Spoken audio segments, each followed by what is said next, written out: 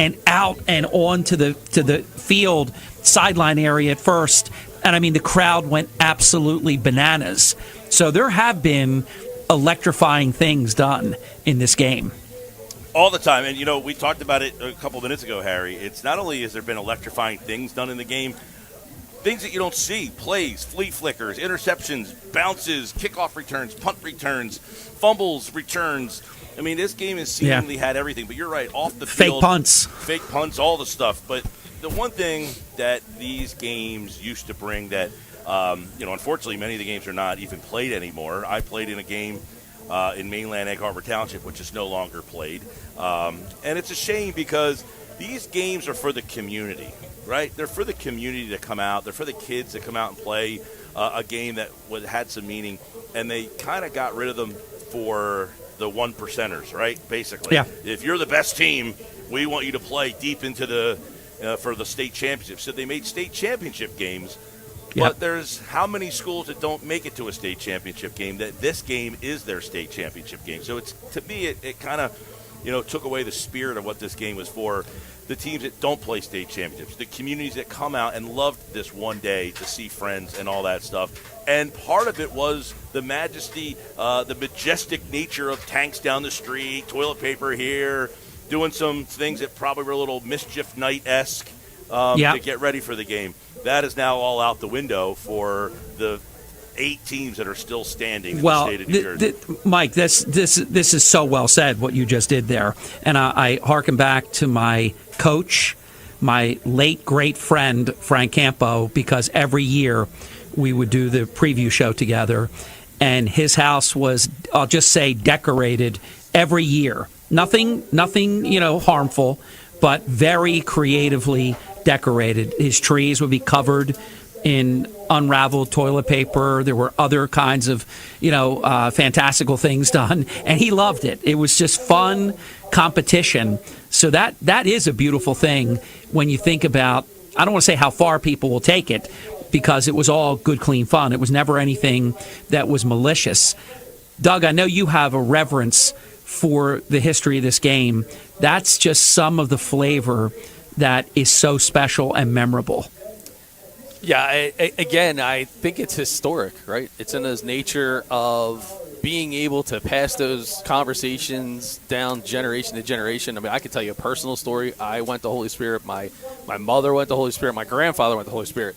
For me, Harry, one of the toughest decisions I ever had to make was when I moved out to Vineland, that my boys made the decision to go to St. Augustine Prep. Amazing experience, but to this day, it's still something that I got to rib them about. See? Yeah, there you go. And, Mike, let me see if there's any buy-in here.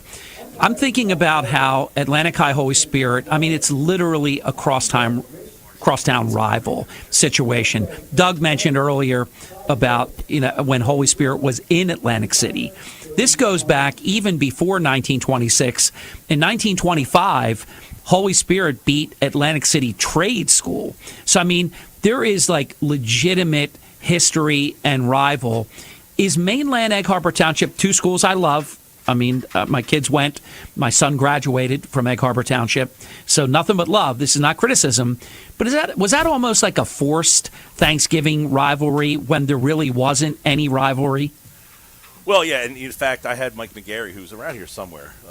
Maybe we can get him a headset real fast. I don't see him. He just was in the press box. We talked about this on my show yesterday, that many of the games were kind of like, hey, you 2 schools are kind of near each other. Why don't you play? But, like Ocean City, Pleasantville, everybody said, like, why did those 2 teams play? Well, at a time, they were the 2 closest schools because Mainland and Egg Harbor Township didn't exist. Correct. So when Mainland and Egg Harbor Township, sprouted up in the 60s, they put those 2 schools against each other. You had Mainland or Oakcrest and Absegami. And I was out with a family last night who the wife went to Oakcrest, and she was telling me last night how jealous she is that I get to go do this game because she misses going to Oakcrest and Absegami. And that was one that no one really thought of all that much because sometimes they would play it on Wednesday night. Nick Earnshaw, the 3rd member of our broadcast team, if he's down there, he said he went to Hamilton High. And he said one of the teachers out there said, man, I miss that Hamilton-St. Joe game. Now, St. Joe has really had some rough years there, which is odd to say, but they're kind of building. But that game was something that the Hamilton people, I don't think people realized how much the communities like these games. Yeah, It's unfortunate and that and for them to be on Thanksgiving. Well, that a too, lot, right? Exactly. Because I think what killed the one rivalry was moving it to Wednesday. Well, some of those games, right? They moved, like the Oak Crest Apsagami game went to a Wednesday night. St. Augustine would play like Buna on a Wednesday night sometimes. You're right. Some of the games, but go down to a place in Cape May County, middle and lower, not football powerhouses by any stretch. I think they would admit that, hey, that's football. We're more basketball. But the Anchor Bowl was a day that they packed the stands for that game down there. They love that game down there, and to take that game away from Cape May County is a shame. You mentioned Oak Crest Apsagami, and I know there are listeners that remember this. It's not. It's quite a number of years ago, but it's not ancient history. Before there were two schools, there were two schools within one building. Oak Crest and Apsagami had split schedules. One school went earlier, the other went later in the day. My wife knows all about that, and her father, the late great John Finneran, was vice principal, so they know it all too well.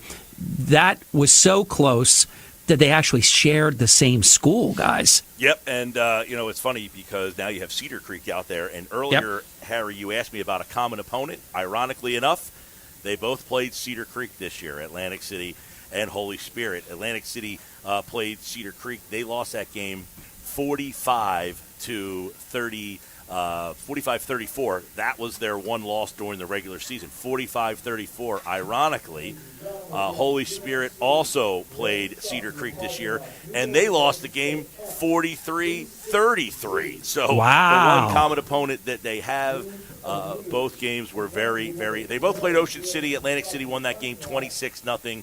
And Holy Spirit won that game 48-0. So two common opponents there, and both pretty much the same type of results.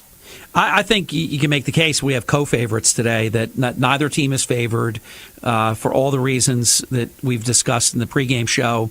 Let me ask everybody to go around the horn. We're down to about 6 minutes before kickoff. And, Mike, you take it, and then you take the leadership of passing it along the broadcast crew of your thoughts of today's result. Predictions. Well, Harry, first off, as you mentioned, our broadcast team today, Harry is back in the studio. He'll be providing updates and thanking our sponsors on the radio side. We are live on the BFA live stream right now, so if you go to our website or the app, you can watch the live video of the game. The streaming is awesome. I already know. I want to give a couple quick hellos to the people over at Vagabond in Atlantic City. They've had the game up on the screen. I got a text at about 8 o'clock this morning that they had the game on and they are ready to go. The people over at Boca in Margate, you got a big crowd watching and listening to the radio coverage and the video coverage. As far as talking about the game and predictions here, it's hard to make a prediction. I will say this. I think Atlantic City, 9-2, they opened the year with an eye-opening win over Mainland, right? Mainland's been a program that everybody has kind of talked about over the years. John Franchini, by the way, who just finished an illustrious career. He's like the all-time leading everything at that school. And by the way, a tremendous kid. I coached him in baseball. He's just an unbelievable kid and a great family. Atlantic City went in there and waxed them earlier this year. And I think that opened people's eyes that this Atlantic City team, who lost Cheyenne DeGraffenreich, a star-level player who went Division I, that maybe people thought they would take a step back. I think that win opened the season and opened people's eyes, and I think they end it with an exclamation point type of game today. I don't know if that means they win or lose, but I think it's going to be fun and exciting. Good comment. Doug? Well, everybody knows where my heart is, but when it comes to broadcasting, you got to run even keel. You got to look at that was my Kirk Herbstreit version results. of I'm on the call today, so I can't make a pick. That was good, Mike. That was very Switzerland, very diplomatic. But I will tell you this: you look at the Holy Spirit roster, the seniors. This is going to mean a ton to them. They all made the decision this year to wear single digits in the uniform, unified front 0 through 8. But, yeah, there's a lot of talent on this Atlantic City team. I am going to go with the scoreboard's going to light up. I'm going to go 35-31. All right, well, set it down to Earnshaw. He is standing on the sideline, and he's got the quarter zip tie look. By the way, Harry, he was going to go suit. I talked him out of it. Okay. Good. I was thinking about it. I was thinking about it. I was going to go full suit. Usually I do. It's my thing on the sideline. But listen, I think it's going to be a really close game. Atlantic City's had a really good year. Just remember a couple of weeks ago, they had a dominant semifinal win against Kingsway. I'm going to lean Atlantic City. I know the heart is with Doug Stasic up in the booth at Holy Spirit, but Atlantic City's been so dominant this year.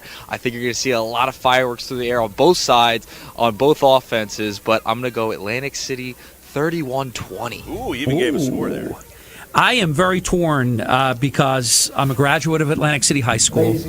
I am a former volunteer assistant coach for Dave Pfeiffer, cross country, track, indoor track. 2 daughters that graduated from Holy Spirit. So they're like both my home teams. But I'm not gonna play Switzerland. I'm going to go with Atlantic City. I just think this is their year that they're going to break a 7-game skid, but I don't want to have it both ways, but the game could easily go Holy Spirit's way. 2 very well coached teams, 2 very talented teams, but I'll go with Atlantic City, and I think there's a potential for them to win by low double digits. All right, Harry. Well, we are about ready to get this thing rocking and rolling here. Low double digits is the pick. By the way, Chris Ford, we just said hello to him. He's down there. There's Billy Gloss in the house. Holy mackerel. They brought the Gloss man out. We just saw Brett Bean, by the way. And there you doing, buddy. Happy Thanksgiving. So, yeah, we are seeing a lot of the dignitaries here. Just saw former Atlantic City Surf manager Jeff Ball in the house here. Oh, there you go. Good man. A lot of the who's. You don't get anybody bigger in Brigantine than Billy Gloss, except for Mr. Brigantine, Mike Reardon, and I'm sure he's listening and watching today as well. Good call, Mike. And Mike Gill will have the call, and he'll do a great job, as he always does. And we thank the partnership with BFA Sports, so you can listen to it on radio, on WPG Talk Radio 95.5. You can watch it. We have links at both WPGTalkRadio.com, the WPG Talk Radio 95.5 app, 97.3 ESPN.com. So the link is right there. I would put it on your digital device because you'll get the full sensory experience of both watching and listening to the game. So we thank Doug and BFA Sports for their great partnership. Doug Stasic will have the call with Mike doing the play-by-play, and of course our sideline reporter Nick Earnshaw. And I'll pop in from time to time. Let me just take this opportunity before kickoff to say that the banner presenting sponsor is United States Congressman Jeff Van Drew, Senator Vince Palestina, Stockton University, Atlanticare, Atlantic County GOP, Chuck Malamut, Morgan Stanley, John Zarek Esquire, and the Jim Malamut team at HMA Mortgage. Mike Gill, take it away.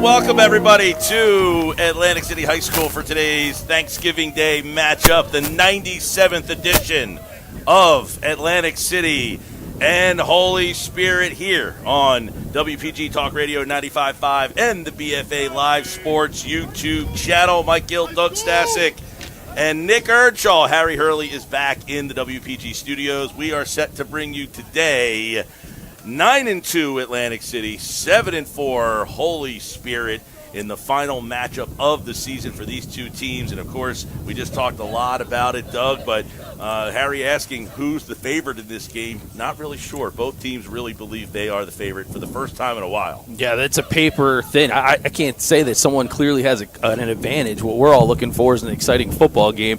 It's something that the local high school football scene has always looked forward to, and also Thanksgiving event. Mike, over the last couple of years, we've seen some electric highlights. We've even had a few of them end up on SportsCenter top 10, and I would imagine with both of these offenses so electrifying, the scoreboard is going to get a workout this morning here in Atlantic City. Omar Kelly. It is, and we Number talked 11, about the passing Jaden game. Both these Hempfield. teams like to throw the ball. Marvin Barrow and Ty Costabile. Their stats are almost identical this year in terms And of number yardage, 52, touchdowns, Nicholas and even McBall completions. Jones. They have one off completion. One quarterback has 153 completions. The other has 154 completions. So both these teams will probably chuck it all over the yard, and it should be a Holy fun Spirit day. We has talked won the about it in toss the and pregame, is elected Harry, to receive. Doug, every year there seems to be something, a flea flicker, a kickoff return for a touchdown, a punt return for a touchdown, an interception return for a fumble recovery for a touchdown. You can expect everything to be thrown out here, the kitchen sink game, as Atlantic City takes on Holy Spirit. The Vikings are dressed today in all black with white helmets, and Holy Spirit, they're going all white with gold helmets, as the two teams generally on this day will pull out a little extra thread, something different on this day sometimes. Oh, for sure. I know that this is usually a big fundraising event, right? You got to get ready, want to get your personalized and customized Thanksgiving Day uniform. It's something that you hang up in the basement for years to come. Of course, the Spartans wearing the traditional gold helmets, Atlantic City, the Vikings with the white and the blue racing stripes there. Mike, this is going to be exciting. We're excited to bring it to you. So BFA, a couple bells and whistles. So, at Thanksgiving, you get the extra pumpkin pie, you get the whipped cream, you get the extra gravy. Man, we got some stuff for you. There's a rumor there could be a drone flying around, Mike. Well, we know there's a lot of people hanging out. We mentioned over at Vagabond in Atlantic City, everybody. Happy Thanksgiving to all our friends over there. The people watching, wherever you're watching, let us know. You can watch and text and let us know if you're listening on the radio. Text Harry and let him know where you're listening from. And if you're watching someplace, let us know. The kick is off, and we are rolling here today in Atlantic City, taking it around the 30-yard line and ripped immediately to the ground.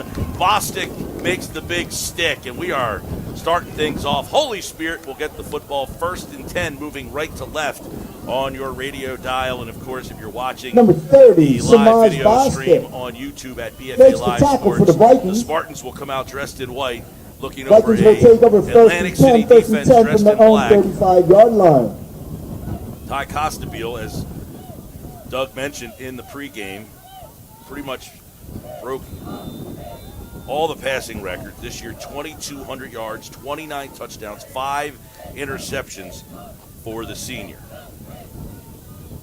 He's going to hand it off on 1st down off right tackle, and it is a 1st down and more. Crossing midfield is Hicks, and of course Amir Hicks, the top rusher for Holy Spirit. 128 carries, 638 yards, and 10 touchdowns. His long run of 35 on the season. That one crosses midfield, and the ball's at the 49.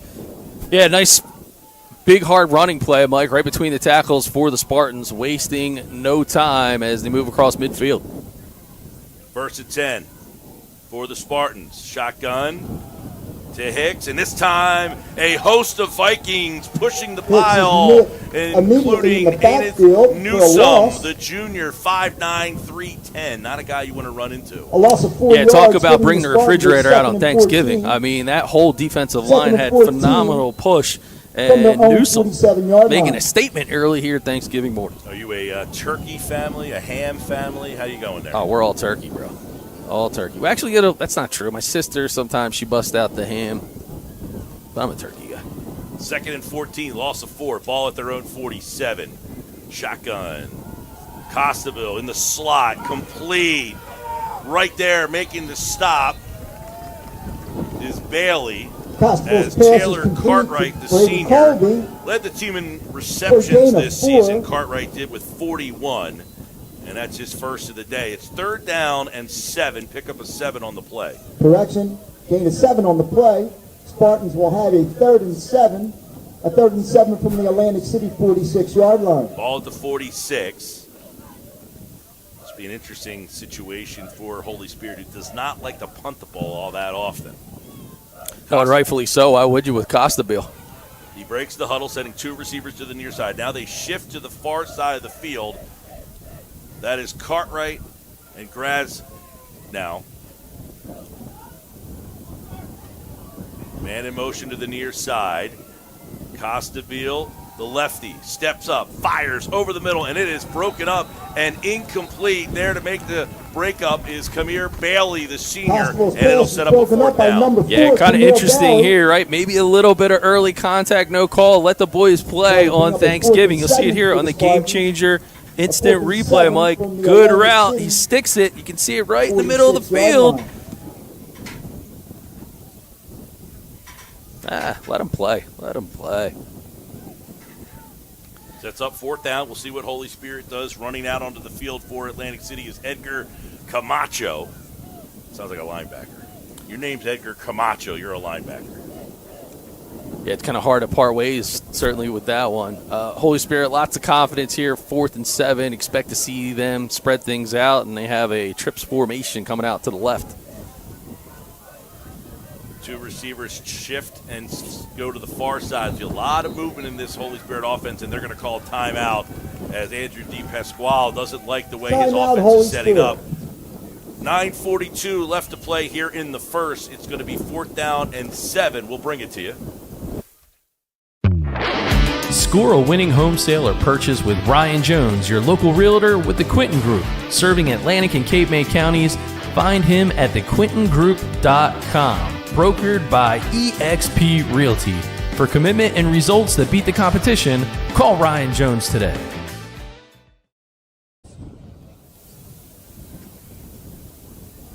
I'm going to give a shout out, by the way, Ryan Jones of the Quinton Group, a Holy Spirit alum, won a state championship, interceptions, big hits, safety man. You can check him out on the screen there. Here's the 4th down play. Costabile is going to throw it. He goes deep down the field. He's got a man. It's incomplete. And he had Cartwright one-on-one, and he just had too much air under it. Yeah, you know, and that's one of those things we're going to talk about a little bit later on tonight. We'll see it here on the Game Changer instant replay. A lot of opportunity here, Mike. See the sideline, just a lot of green grass coming to the top of your screen. Oh, Costabile, good throw, and for Cartwright, she had a little bit more on the Jets. All right, first time we'll see the Atlantic City offense, and Marvin Burrow, the sophomore, pitches, and a host of Spartans in there to make the stop. Number 5, Barksdale. That is Barksdale, the ball carrier. For a loss of 2. Loses 2 on the play, sets up 2nd down and 12. Vikings by the 2nd and 12. A 2nd and 12 The from Holy Spirit defense. Take a look at some of their numbers this year. You've got 3 interceptions by Ryan Abbott in the secondary. Taylor Cartwright has a couple of picks as well. Burrow's thrown 11 picks this year. He's going to throw on 2nd down. He floats one out to the flat. It is complete. A big stick coming up to make that hit. His pass is Granzow. Number 2, Tamir Rex. Wow. Rex makes the catch. Let's take a look right here, if we can, on the Game Changer instant replay again. Highlight this one. 49-yard line. I mean, this is going to be right here in this area of your screen, Mike. 3rd and 5. Wow. That's how you whip the mashed potatoes on Thanksgiving. Big hit there. Dylan Granzow sets up 3rd and 5. Handoff Burrow right up the middle, shooting out of the cannon at the 30, and it's going to be a touchdown. Atlantic City, Barksdale. A 49-yard touchdown run, and Atlantic City is on the board first. Kyrie Barksdale went right through a huge hole, and it's a Vikings touchdown. I mean, just a tremendous play here. Finding this hole, great blocking downfield, get through the secondary, and pay dirt. So Atlantic City scores first on a big run by Barksdale, untouched into the end zone for Barksdale. And the Vikings, the kick is up, and it is good. Atlantic City scores first, and they lead it 7-0 with 8:12 left to play here in the first quarter. Barksdale, his 5th touchdown of the season. From the Bunting family to yours, happy Thanksgiving. From the Bunting family to yours, happy Thanksgiving. For personalized service that treats you like family, trust Bunting Family Pharmacy on New Road in Northfield. Visit us online at buntingfamilypharmacy.com, proud supporters of our local teams and community. Get the centerpiece for your holiday table. Ernest & Sons Old-Fashioned Butcher Shop offers prime cuts and gourmet quality to make your Thanksgiving feast a touchdown. Stop by today to see Mel and the team in Brigantine or visit us at ernestandson.com. Happy Turkey Day! When you visit Atlantic City, stay where history meets luxury. The Claridge Hotel offers elegant... Holy Spirit fields it at right around the 40-yard line, somewhere around the 37, so it'll be 1st and 10 for the Spartans. And Doug, they missed a connection that could have been a big play. They give up a big play, and now we'll see what they come back out with here with the Spartan offense for the second time today. Yeah, they're going to want to answer back, right? I mean, it comes down to the fact that you had a missed opportunity, you saw the quick strike offense of Atlantic City pay off, and now you got to circle the wagons and answer the back, because I do think we both believe this is a game not going to be for the faint of heart. 1st and 10, ball at the 38. Shotgun, Costabile, plenty of time. Steps up, he's got a man, and he's way overthrown. It looked like they went right back to the same play. Well, if it's open, if it ain't broke, right, let's not try to fix it. Go right back at it, and rightfully so. But that one, a little disconnect. So Spartans confident in their passing game. We can definitively believe we're going to see more of it. Yeah, they are not allowing. We'll go down to Nick Earnshaw here just to kind of see a sense on the field of what the wind is like down there. Do you think, Nick, it is affecting any of the throws at all? Yeah, guys, great to be with you. I think the wind is definitely a factor playing into today. The cold as well is freezing down here. Probably should have brought a jacket, but it's definitely playing a factor. A couple overthrows. That has definitely been seen early on. And the run game is stifled in the backfield. No place for Hicks to go, and it's a host of Vikings. And again, Newsome is in there making a stop. I think Newsome's the kind of guy after this game that he needs the turkey leg. I mean, if he keeps making plays like this, you're going to have to present him with a ham, a turkey leg, something. Yeah, I mean, listen, our buddy Mel Cordelesa, the team at Ernest & Sons Old-Fashioned Butcher Shop, we talked to Big Mel. Mel loves the offensive lineman. He loves the defensive lineman. So we talked about, hey, let's get a lineman of the game and maybe give him a ham, maybe a smoked turkey leg. But Newsome earning that plate at the Thanksgiving dinner table today. I was pulling for nuggets. I wanted them to give him a set of nuggets for the player of the game down there. I know the player of the game is going to be getting the Frank Campo Award today. That is new, which Harry talked about in the pregame. Here is the throw on 3rd down. It is complete, and it is.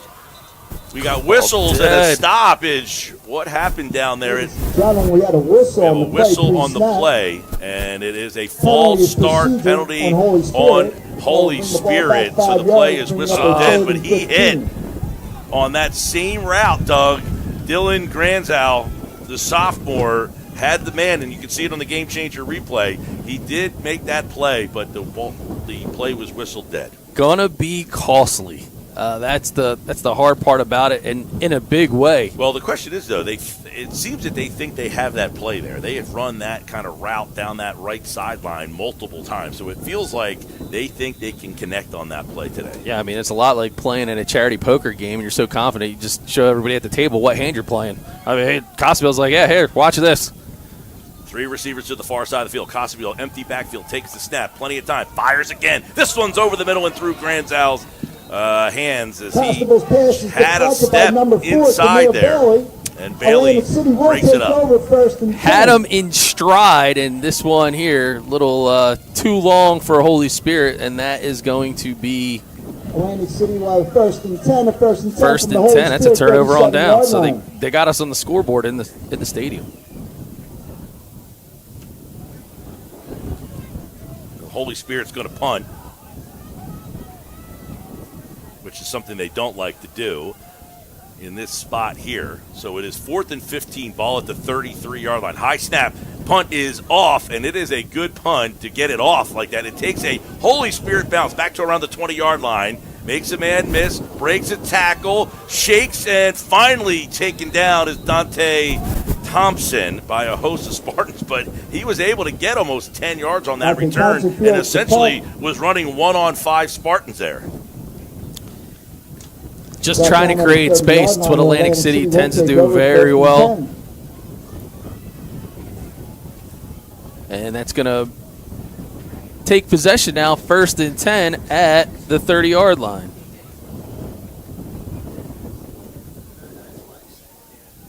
Here comes Atlantic City, already leading 7-0. 6:45 left to go. Barksdale with a 49-yard touchdown run is the scoring in this game so far.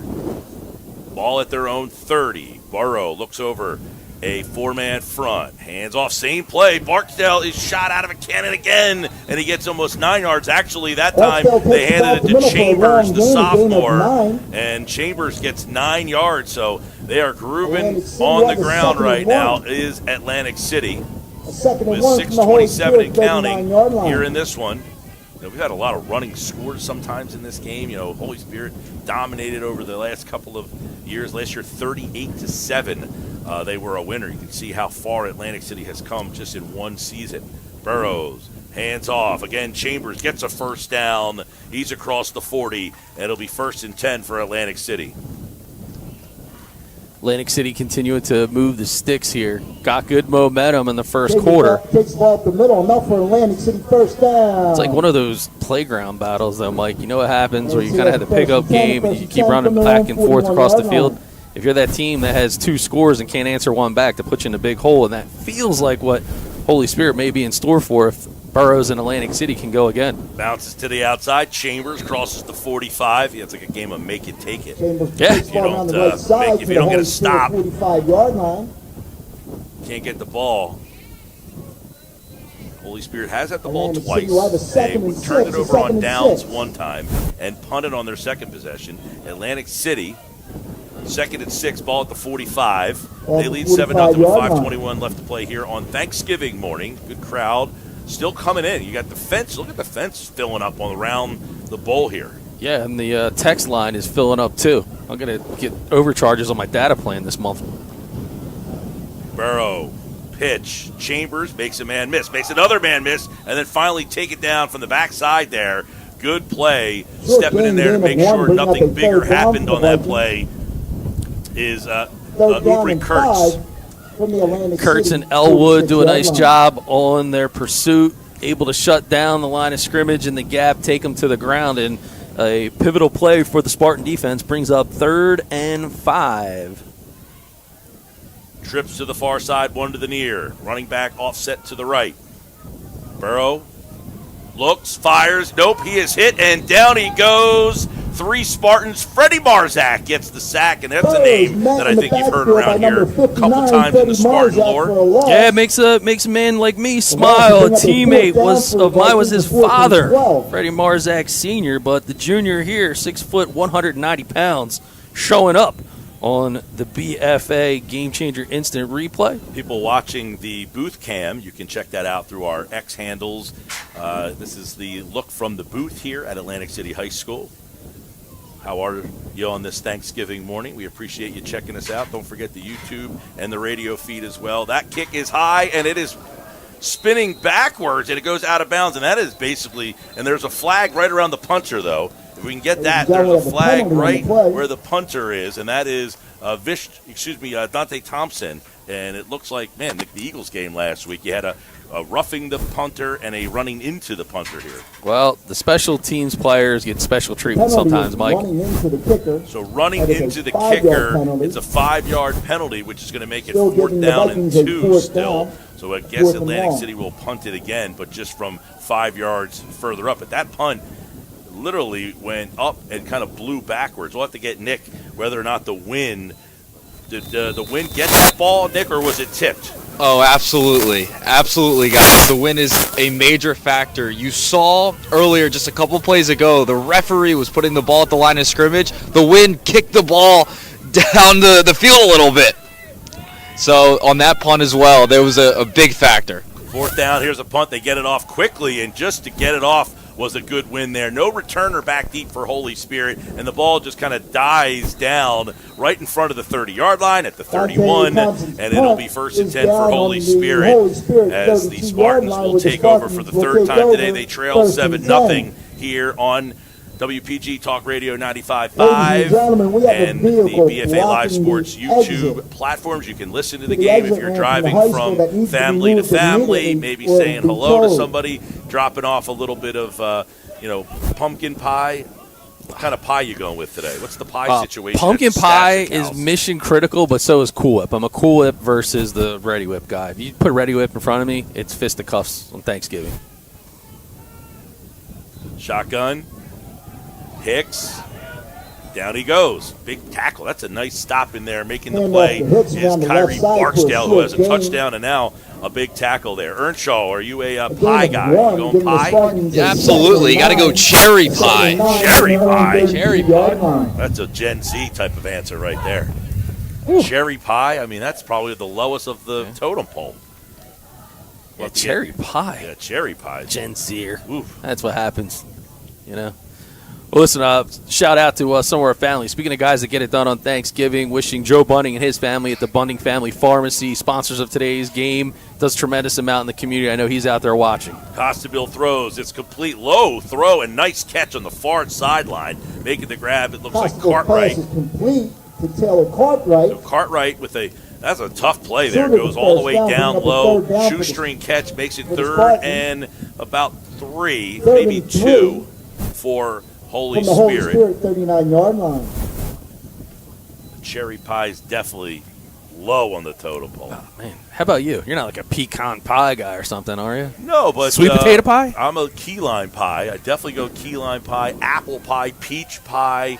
There's a place I'm going to stop on my way home that makes an eggnog cheesecake pie. Eggnog cheesecake pie. You like that one, don't you? That's strong. I usually stop on my way home from this game every year to pick up a pie. All right. 3rd down. Costabile's going to keep it himself. Costabile hit, rolling forward. He's trying to push forward. He's not going to make the 1st down. He's coming up short. It's going to be 4th down. So the quarterback sneak, there's kind of a draw there, if you will. And the stop on the play, Javon Lane was in there. Ooh. Well, Eagles fans everywhere getting ready for the Black Friday version of football as they take on the Bears, right? So they're like, 4th and 1. Push. 4th and 1.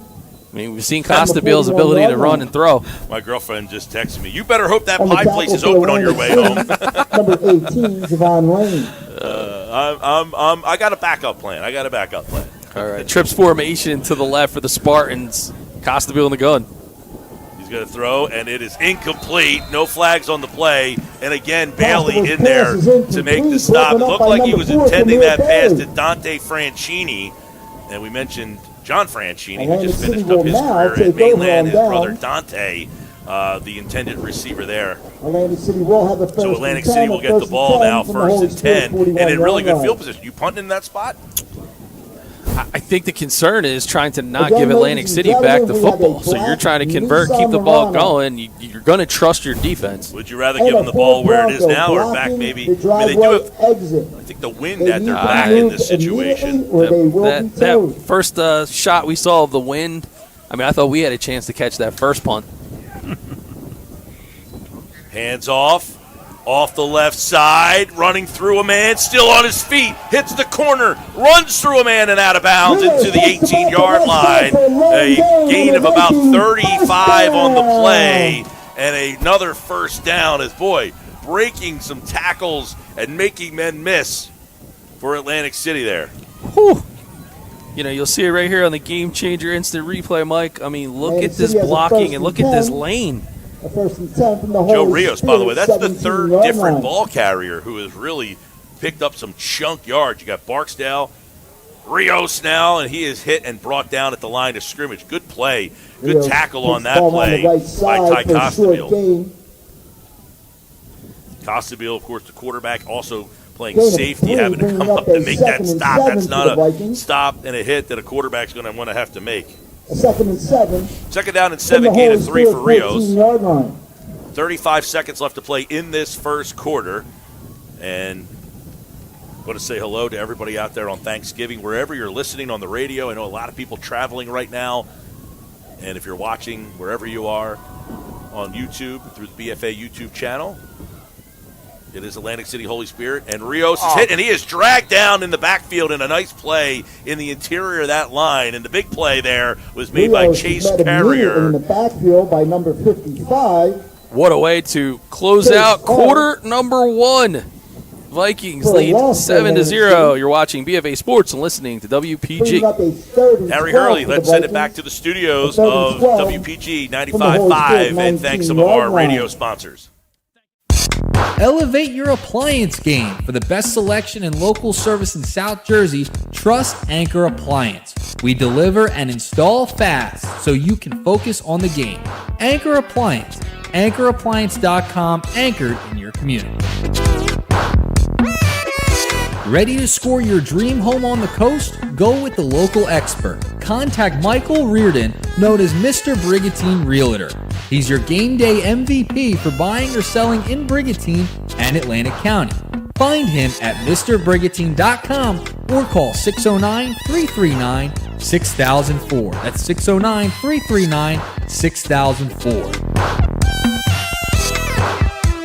After the final whistle blows, celebrate your Thanksgiving with great food and cold drinks. Head over to Vagabond, Atlantic City, AC's favorite spot for craft beers, delicious eats, and catching all the games.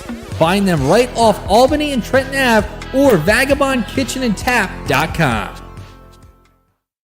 12 from the Giving the Holy ball away. Spirit 19-yard Well, the first line. time, they punted Holy Spirit, and it was a good punt. They kicked it all the way back to like the 20-yard line. So it was a little surprising that they, elected to go for it that close field position-wise. Because now Atlantic City's got the ball.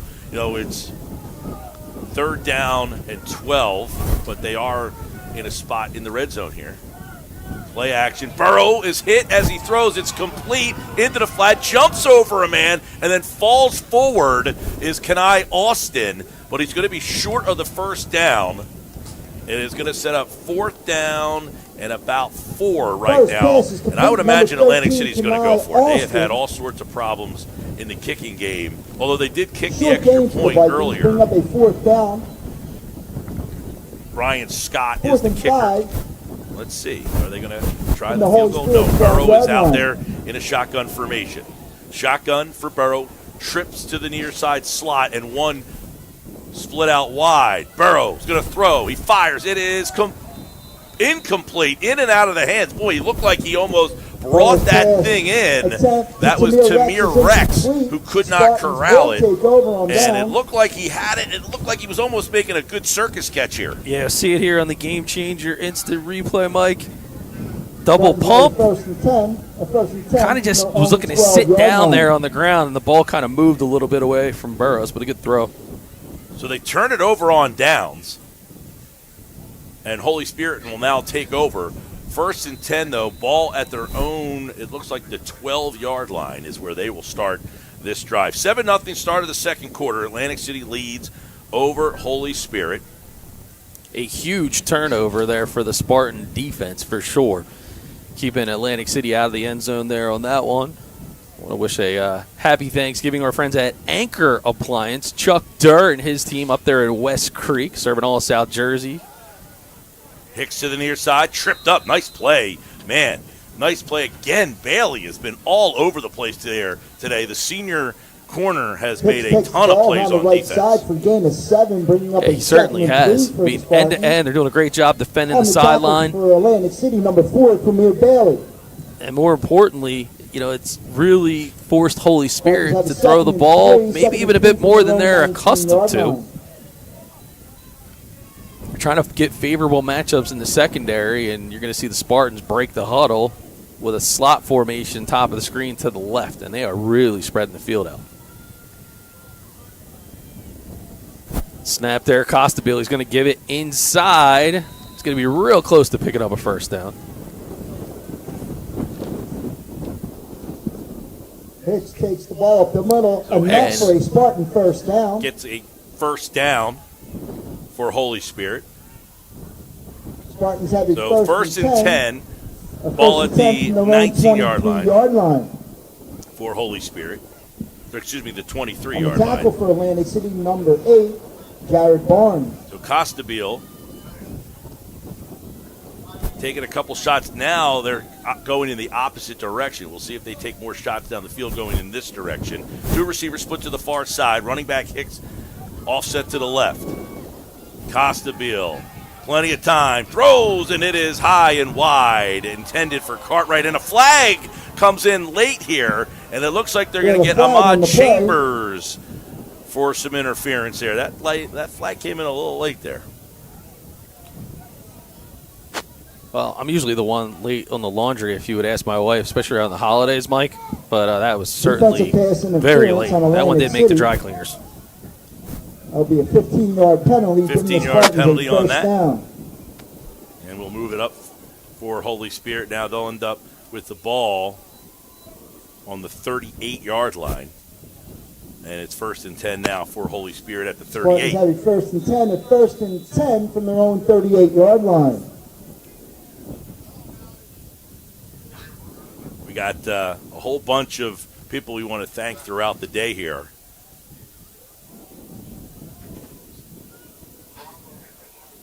First and 10, ball at the 38. Costabile steps up, fires, and it is incomplete on the far sideline, intended for Franchini. Bringing up a second down for the Spartans. So second down on the incompletion. Second and 10 from their own 38-yard line. Ladies and Our friends gentlemen, over at GMS Law, we give them a have call, lost 344-7131, helping today's show. If you have lost your key fob for your vehicle, They also shout out to Petrosh's Big Top. Not a great day for you to try to put up your own party rental tent, but I guarantee you, Steve Petrosh and the team, Egg Harbor City, Whitehorse Pike, they can get it done serving all of South Jersey. Steve, always so generous to support all that we do at BFA Sports and Spartan Athletics. Omar Kelly with the stop, and a flag comes in late here. We'll see what this flag is. It looked like a good play. You're going to get a face mask call, though, on Atlantic City. Getting frisky on Thanksgiving. Aggressive team. 15-yard penalty, giving Holy Spirit a first and 10. So first and 10 on another 15-yard penalty. First one, a pass interference. This one, a face mask penalty that Kelly gets whistled for. Kelly made the first stop. I mean, he came up and made a really nice play to kind of blow that play up. First and 10, ball at the 47 now. So Holy Spirit has been given 30 yards on this drive on Atlantic City penalties. Well, Got two receivers to the far side, one to the near. Wing back in the backfield, man in motion to the near side. Costabile throws him to the flat. He is hit immediately. Big stick on the far side of the field. Chambers, another one. Bailey and Chambers have had big days, and that is Cartwright who gets the reception. It's going to set up a second down. Mod Chambers, great job closing here. Says, good morning to you, good friend, on Thanksgiving, as he gives him a wake-up call, and that one he's going to probably feel far after this football game. By number 22, Ahmad Chambers. So Chambers with the big stick makes that a minimal gain on the play. Second and 7, ball at the 44-yard line. 8:52. Atlantic City leads 7-0. Two receivers to the near side of the field. A wing back for the Spartans.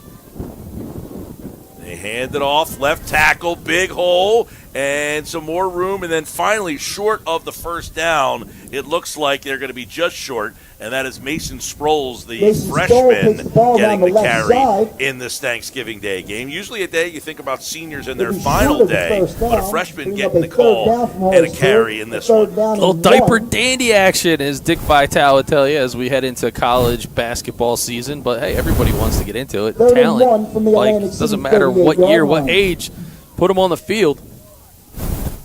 And Happy Thanksgiving to my good buddy Kevin Walls and his family, proud alum of Holy Spirit High School. I know he, Connie, the boys and the girls, and his ever-growing family are all watching. Hope you guys are having a great one. Handoff again. Third down and short. Holy Spirit can't get it. Big push, including, boy, nice play to push that. Jaden Hemphill stopped that thing. And by the way, you talk about Mason Sproles, a freshman. He had 13 carries for just 24 yards this year. So it was not a huge part of their offense, but he gets a carry on Thanksgiving morning. He's got a great name for a running back. I mean, a guy named Sproles, give him the football, Mike. Jaden Hemphill, we mentioned the senior linebacker there, 5'11", 195, and he made that play short, and now you're in another situation. Fourth down and short. Holy Spirit's going to go for it. Ball is at the 38-yard line. I can hear new Holy Spirit head baseball coach Mike Edwards screaming, "Run the tush push! Run the tush push!" Sorry, Coach. Stick to the baseball, Mike. Stick to the baseball. There's a handoff, and he is hit and pushing forward. Oh, where's this spot? It looks like it's short. It looks like we'll see where they spot it. Atlantic City thinks that they have stopped the play. Well, and they have. It's already been decided. Mason Sproles is short, and Atlantic City's defense comes up with a huge play, and Javon Lane is one of those guys, 6'5", 245, makes the stop, and Atlantic City back-to-back short yardage situation. This is beefy. Look at this line, just making the Ernest & Sons old-fashioned butcher shop, butcher block stop of the game right there, Mike, as they convert it.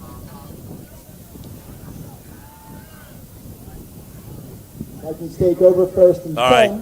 First and 10. Atlantic City gets the ball back again. After a big defensive stop, let's go down. Nick Earnshaw, what kind of reaction did you get from that Atlantic City sideline on that third and fourth down? Oh, they were pumped up after that big stop. It really wasn't particularly close. They had about a yard to go, but another big defensive stand. Because of the wind, we talked about in the pregame that it might be going through the air today. You might see some big plays. It's pound and ground and pound, I should say, out here on the field. So wind definitely playing a factor. You warm down there? I feel great. That didn't sound very genuine. Well, that feels Complete great. over the middle. Breaking a tackle, making a bad miss. It's going to be a touchdown. Barrow! 54 yards. The touchdown is Vish Turner. Barrow's pass is completed to Vish Turner for an Atlantic City touchdown. And the Vikings take a 13-0 lead with 6:15 left to play here in the half.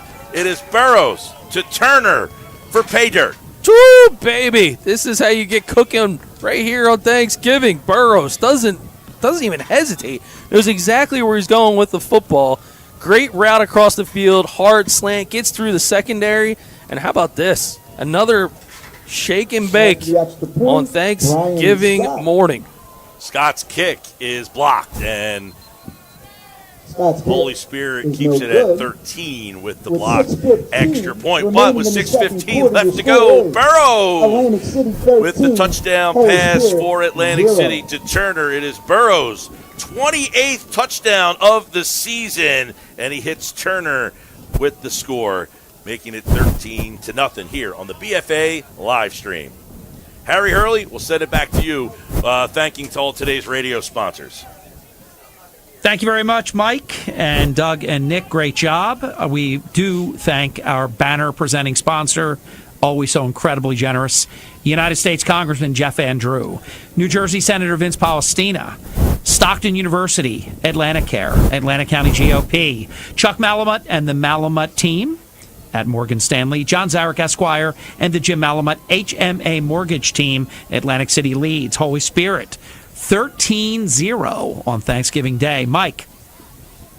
And Harry, appreciate him back at the 95.5 WPG Talk Radio studios, which you can get on the free mobile app on 1450 AM on 97.3 ESPN HD3.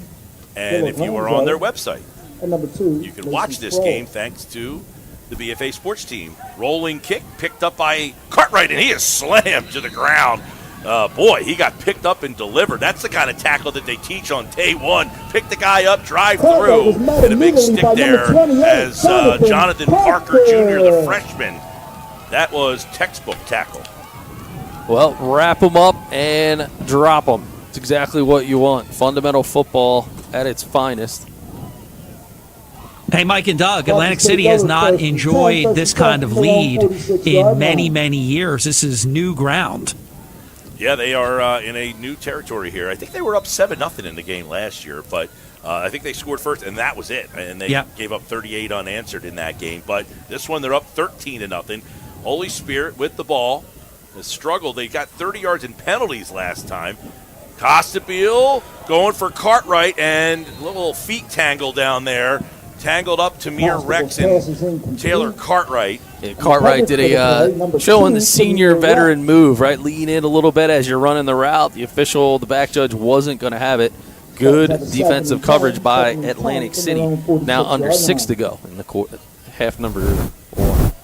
Second down and 10, ball at the 46 for Holy Spirit. They trail 13-0. Costabile playing his final game for Holy Spirit. A lot of seniors on this Spartans team. We'll talk about them throughout the day. Kai Costabile, the quarterback. Emmanuel Jarina, a senior as well. He'll be gone.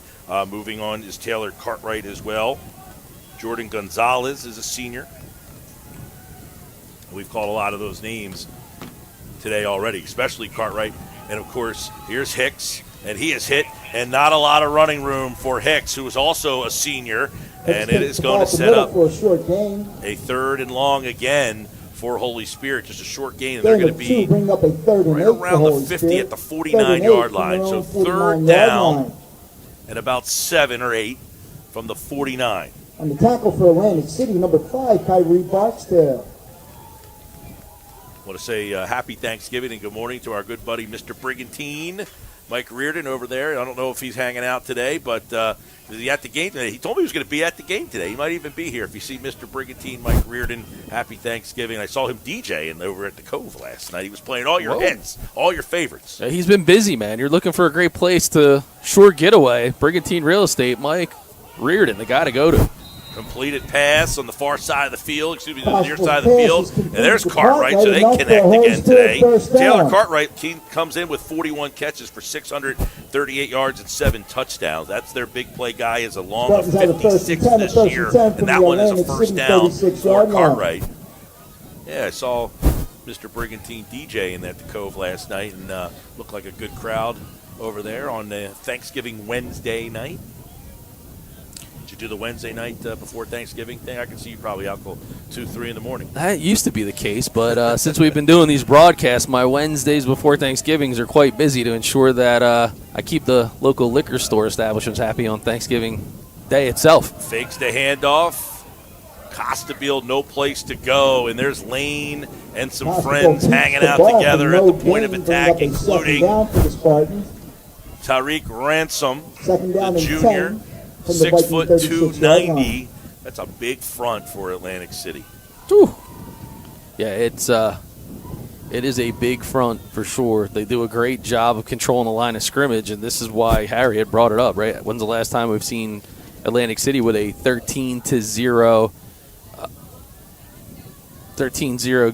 advantage here early on? We're being coached live on the air, Mike. Somebody lost something. Oh, okay. She asked if I was the one who was looking for the key fob. Like, what is going on right now? Costabile to throw. Steps up. Fires. He's got a man, and it is incomplete short. It looked like, boy, he jumped, and the ball kind of was like hanging in the air there, as it looked like Dylan Ganzow jumped a little too early, and the ball kind of hung up. Well, they're at the end of the stadium. If you're looking back, you'll see it on the replay. See the shadow behind Costabile? He's looking straight back into the sun. So, that's something that is not easy to necessarily contend with, but as he looks back, Mike, it's a bit blinding. Going to set up 3rd and 10 now for Holy Spirit. Kind of in no man's land here. Looks like 2 down situation, 3rd and 4th. I just don't think they need to be super aggressive here, right? They've been willing to throw the ball, but cut this thing in half. Give yourself a chance to convert. Keep the ball and the sticks moving.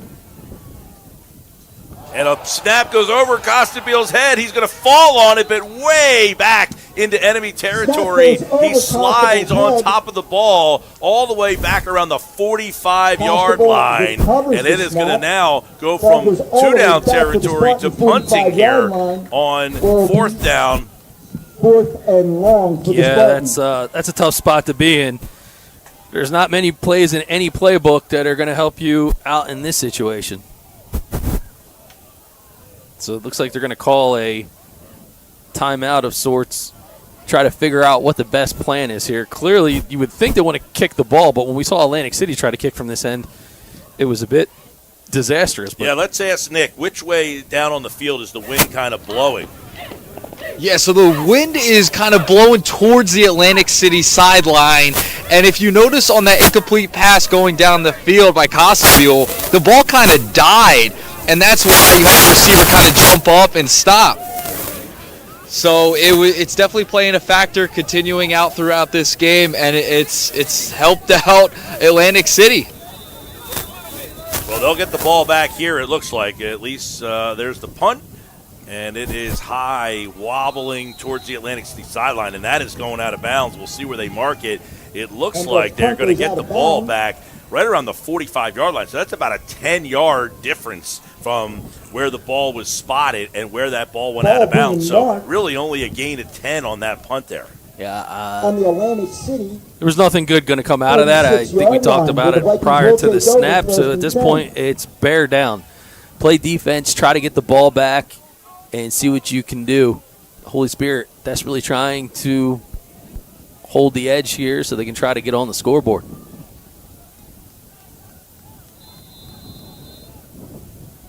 First and 10, ball at the 46. Burrow sends a man in motion. High snap.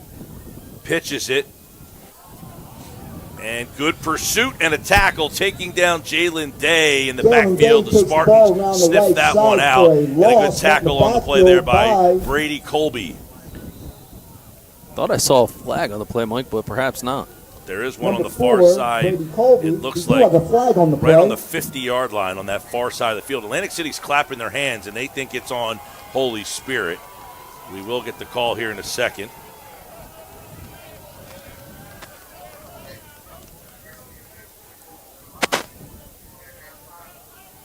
The referees are huddled on the far sideline. That's where the flag is thrown.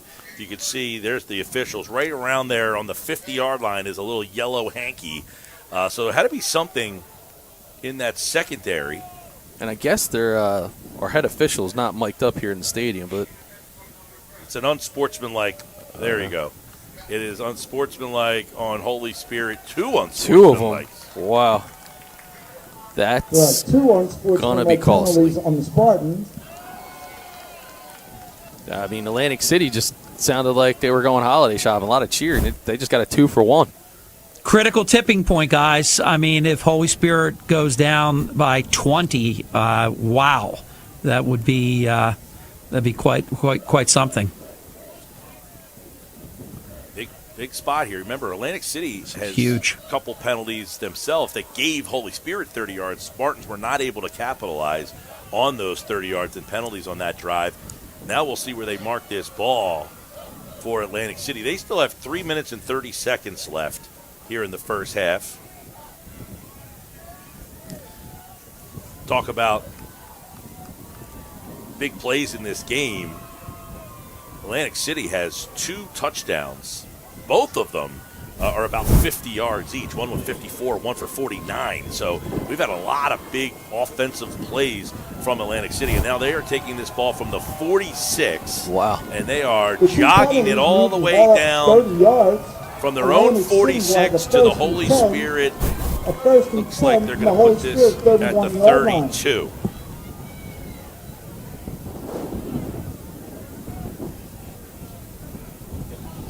So, Mike, I'm being told both of those penalties were called on the Holy Spirit head coach, and he's been ejected. Wow. Okay, so Andrew DePasquale has been ejected. And there's a play in the backfield, making a big stop on that first play. Jack Burns stops the run, and that one was a big play. Giving Chambers Atlantic City gets taken down. a So 3-yard loss, DePasquale, bringing Andrew up a DePasquale, the 2nd and 13. head coach of A the 2nd Holy and Spirit 13 Spartans, from the Holy according to Spirit the 35 official yard in the line. booth here, has been ejected from this game. A unique turn of events. I think there certainly is a bit of frustration. We talked about some of the calls, maybe some rubs, some of clearly he was not happy. Well, that's why that flag was thrown in kind of an ominous spot as a handoff up the middle, no place to go, and brought down by Ahmad Chambers looks like gets the Jack ball Grover. up the middle for a short gain, bringing up a that is 3rd down Ahmad for the Chambers Vikings. again. 3rd and 8. The running backs 3rd and for the 8 Vikings have all from the had Holy big days. Spirit Rios has had 30-yard some line. big runs. Barksdale had the big have run. an injury And by the way, timeout making on the the stop play. was Grover, and now he is down on the field for Holy Spirit with 2:34 left to play. It's going to be 3rd down and 8 with the ball on the 30-yard line, and Grover is being attended to. Yeah, tough spot there for Holy Spirit, one of the seniors taking a seat there, hopefully just momentarily. But, Mike, this is a big momentum-changing opportunity here for Atlantic City. You can really get the sense that the crowd is pumped up. They're very much into this ball game, and the confidence is just dripping right now from the offensive line of Atlantic City. Grover, 3 sacks this year, 6.5 tackles for loss. He is one of their leading forced fumblers as well. He's knocked 2 balls loose this season, so that's a big loss, although he is jogging off the field in his own power, and hopefully will be able to return for Holy Spirit. 3rd and 8, ball at the 30 for Atlantic City. They lead 13-0. Atlantic City won the 3rd and 8. 3rd and 8 from Make the a quick Spartan thanks 30-yard to our line. friends Jim G and the team at RK Auto Group, Chevrolet, Kia, and Subaru, Delsey Drive and Vineland, today's sponsor of today's contest. High snap, Burrow sets up a screen. Oh, it's incomplete, in and out of the hands, intended for Kenai Burrow's pass Austin, is incomplete and he just to number couldn't corral that. He had some room to roam if he was to make the play. 4th and See it 8 here from on the Holy Game Spirit Changer 30-yard instant line. replay. He's there. A little He bit has of a an penalty on the opportunity. field. He's going to find his Ineligible way in the receiver circle, and there's a downfield. lot of Holy circles Spirit going on declines there. the penalty. Try to use the telestrator, but, man, Putting room Atlantic City at 4th and 8. room to run. Sets up 4th down now, so we'll see if Atlantic City, it's 4th and 8. They're probably going to go for it, I would imagine. Well, the wind is at their back.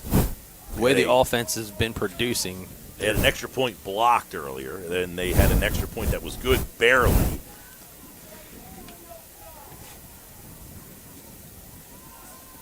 Here comes Atlantic City. They send 2 receivers to the near side, 2 to the far side. Back in the backfield, offset to the left. Shotgun snap. Burrow steps up, got a man, and it is complete for a touchdown. Dante Thompson, the sophomore. Burrow's pass is completed to Dante A Thompson. 30-yard touchdown on a 4th down and 8, and the Vikings take a 19-0 lead. Dante Thompson, you'll see it here on the Game Changer instant replay. Mike Burrows, Atlantic City lining up for the 2-point conversion. the connection. He runs a great slant route. And they got themselves a touchdown. 2:17 left to play, and the 2-point conversion, by the way, is waiting on the call on the far sideline. It is good. Jalen Day. So Burrow today and a touchdown, or excuse me, the 2-point conversion makes it 21-0 Atlantic City. So the Vikings with a 4th down completion on 4th and 8, and they get the score. A touchdown hookup from Burrows to Thompson. And so far, it's all Vikings. Burrows got his 29th touchdown pass of the year, and the touchdown pass for Thompson, the reception, is his 8th of the season. We'll go back to the WPG Talk Radio 95.5 studios. By the way, Harry will have you at halftime with some thoughts on this game, and I know Millville and Vineland are probably underway out there as well. And we'll have. When you visit Atlantic City, stay where history meets luxury. The Claridge Hotel offers elegant rooms, stunning views, and a legendary experience right in the heart of the action. Book your holiday stay at Claridge.com. The Claridge is more than just a hotel. Mr. Brigantine himself, Mike Reardon. There's a high bounce over across the 40-yard line out to the 45. And we want to wish Mike and the family over there a happy Thanksgiving. He even sent me pictures of the Thanksgiving meal. I mean, look at this spread. Got all the We fixings. Look at the turkey leg. Woo-hoo. Little Jameson rocking and rolling there. Okay, now I know why you're not Did here. Mr. Brigantine get his turkey from Ernest & Sons, old-fashioned butcher shop over there on Brigantine Ave? He might be able to do that. If you want your home sold for the most money and fast, call Mike Reardon, 609-339-6004, 609-339-6004, or go to MrBrigantine.com.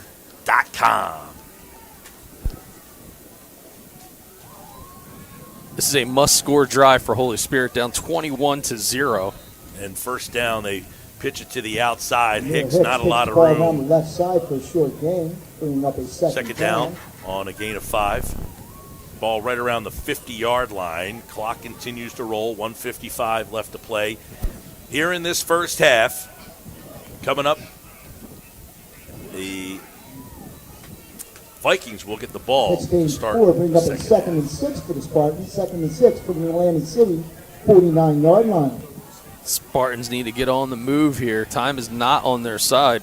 Second down and 6. Back to throw. Costabile complete to Cartwright. Spins, and he almost got out of a tackle. And then a host of Spartans. It was again Bailey. And then some friends. Jared Barnes, one of them, helped make the stop. He's going to be short of the sticks. He's going to set up third down and short.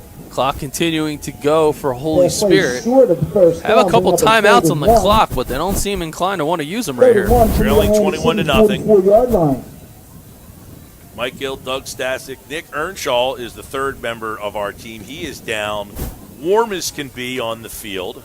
Harry Hurley is in the studio. He'll have updates at halftime. We'll have the whole second half on the radio and on the live YouTube broadcast. There's Hicks hitting the outside, trying to find the corner, spins off the tackle, gets the first down across the 35-yard line, and moves himself forward. Now we'll see if Holy Spirit's inclined to take a timeout. The clock is stopped as the first down. Now they'll spin that clock. A first and 10 from the Atlantic City 34-yard line. First and 10, ball at the 34, and the Spartans continuing to let that clock roll. It's kind of surprising. I got to be honest. I mean, first and 10, they have a couple timeouts in their pocket. They're not looking to use them. Costabile has two receivers to the far side. Cartwright goes in motion. He's rolling out, flushed out of the pocket, and he's just going to throw it away as he was chased from the backside by a couple of Vikings there, including Omar Kelly, and also helping him out is Lendell Wilson. Omar Kelly has been haunting him most of the afternoon. Great pressure again by the Atlantic City defensive front. Trying to keep the Spartans out of sorts. And right now, with just 11 seconds, Holy Spirit, at least on the scoreboard here at John Boyd Stadium, have two in their pocket. Omar Kelly, by the way, 14 sacks this season, 15 and a half tackles for loss, 74 tackles. I mean, that's a grown man playing linebacker for the Atlantic City Vikings. 11 seconds left to go. Second down and 10. Ball at the 34-yard line. Atlantic City shows a four-man front. Here comes the blitz. Oh, it was a Hands miscue. off and nowhere to go. That defensive front gets the push, and they get the stop, and that they will call a timeout with 4 seconds left. So it's a Holy Spirit timeout. It's going to make it. I guess it's going to make it third and 9. So, Mike, you saw a little bit of a miscue there where on the snap, it was meant to go to Costabile, ended up going to the back. He holds on and gets it. Atlantic City. But we're in a spot that HD3 Millville. they're going to try to Town Square Media take Station. one and go for the end zone, I believe, here. Looks like it. I mean, they've had some chances to call some timeouts. They've elected not to, and now with 4 seconds left. We have seen that play up the right sideline a couple of times. They've taken some one-on-one shots, and there's a good shot there. Keenan Wright and his Atlantic City Vikings defense. Nick, can you hear, right now, you figure Atlantic City just spat it down or something, because a little weird that Holy Spirit didn't call timeout. Yeah, a little interesting that no timeout was called earlier with less than a minute to go, but only 4 seconds.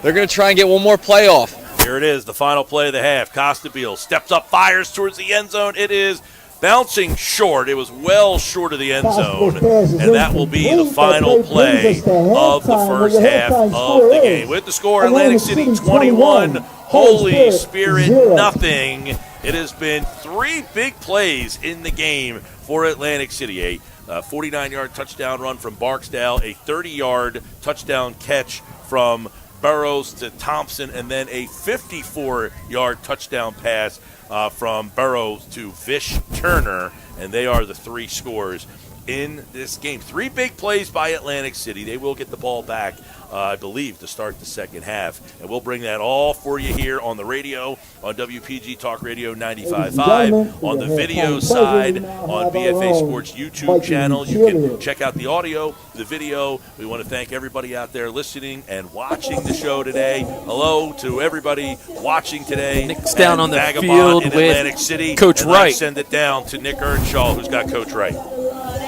All right, thanks, guys. Coach Wright, what do you make your first half performance from your team? It was pretty solid. We're coming out, we're aggressive like we planned on being. I like the energy level. What is the message heading into halftime for the second half? Don't let off the gas, keep the same energy in the second half, and things will take care of itself, but we got to keep up the energy. Thanks so much, Coach. All right, thank you. All right, guys, back up to you. There's Coach Wright. Keep up the energy in the second half. That's the big story there. And, of course, don't let them get back into this game. That's something that's happened. Don't let them get back in this game. And, of course, we'll take a quick break for halftime here. We're going to send it back to the WPG 95.5 studios where Harry Hurley will take you through halftime with scores and updates and thoughts on this game and everything else. Doug, Nick, and I will be back for the second half here on the BFA live stream and on Talk Radio 95.5. Thank you, Mike. In the game of life, you need strong legal representation. GMS Law is a proud supporter of local athletes and communities dedicated to defending your rights right here in South Jersey. For experienced legal counsel, trust the team and visit them at gmslaw.com. You deserve a dealership that puts you first. For unbeatable deals on Chevrolet, Kia, and Subaru, visit them at rkautogroup.com and in person on Delsey Drive in Vineland. We're committed to South Jersey service and quality that lasts. RK Auto Group. RK does it right. Are you planning your next big party? From graduations to weddings, make your event spectacular with Petrosh Big Top Rentals. Find us right on the White Horse Pike in Egg Harbor City or check out everything we offer at petroshbigtop.com. Happy Thanksgiving! Score a winning home sale or purchase with Ryan Jones, your local realtor with the Quinton Group. Serving Atlantic and Cape May counties, find him at thequintongroup.com. Brokered by eXp Realty. For commitment and results that beat the competition, call Ryan Jones today. From the Bunting Both family against to yours, happy Thanksgiving. For personalized service that treats you like family, trust Bunting Family Pharmacy on New Road in Northfield. Visit us online at buntingfamilypharmacy.com. Proud supporters of our local teams and communities. Get the centerpiece for your holiday table. Ernest & Sons Old Fashioned Butcher Shop offers prime cuts and gourmet quality to make your Thanksgiving feast a touchdown. Stop by today to see Mel and the team in Brigantine or visit us at ernestandson.com. Happy Turkey Day! When you visit Atlantic City, stay where history meets luxury. The Claridge Hotel offers elegant rooms, stunning views, and a legendary experience right in the heart of the action. Book your holiday stay at Claridge.com. The Claridge is more than just a hotel. Elevate your appliance game. For the best selection and local service in South Jersey, trust Anchor Appliance. We deliver and install fast so you can focus on the game. Anchor Appliance. AnchorAppliance.com, anchored in your community. Ready to score your dream home on the coast? Go with the local expert. Contact Michael Reardon, known as Mr. Brigantine Realtor. He's your game day MVP for buying or selling in Brigantine and Atlantic County. Find him at MrBrigantine.com or call 609-339-6004. That's 609-339-6004. After the final whistle blows, celebrate your Thanksgiving with great food and cold drinks. Head over to Vagabond, Atlantic City, AC's favorite spot for craft beers, delicious eats, and catching all the games. Find them right off Albany and Trenton Ave or vagabondkitchenandtap.com. And Holy Spirit lost their coach, and then a minute and 13 seconds later, it was Burrows to Dante Thompson on a 4th and 8, and they went for the 2-point conversion to make up for the block kick. The 2-point conversion, Burrows today was good, and Atlantic City leads, if you're just joining our coverage, 21-0. The 97th annual Atlantic City High School, Holy Spirit High School live broadcast that we're able to share with you on Thanksgiving morning, brought to us by banner presenting sponsor, United States Congressman Jeff Van Drew, New Jersey Senator Vince Palestina and Palestina and Associates, Stockton University, Joe Bertolino and the rest of his team at Stockton, Atlanticare, Michael Charlton and his great team at Southeastern New Jersey's largest employer and of course, providing an incredibly world-class healthcare system. Atlantic County GOP, thank you.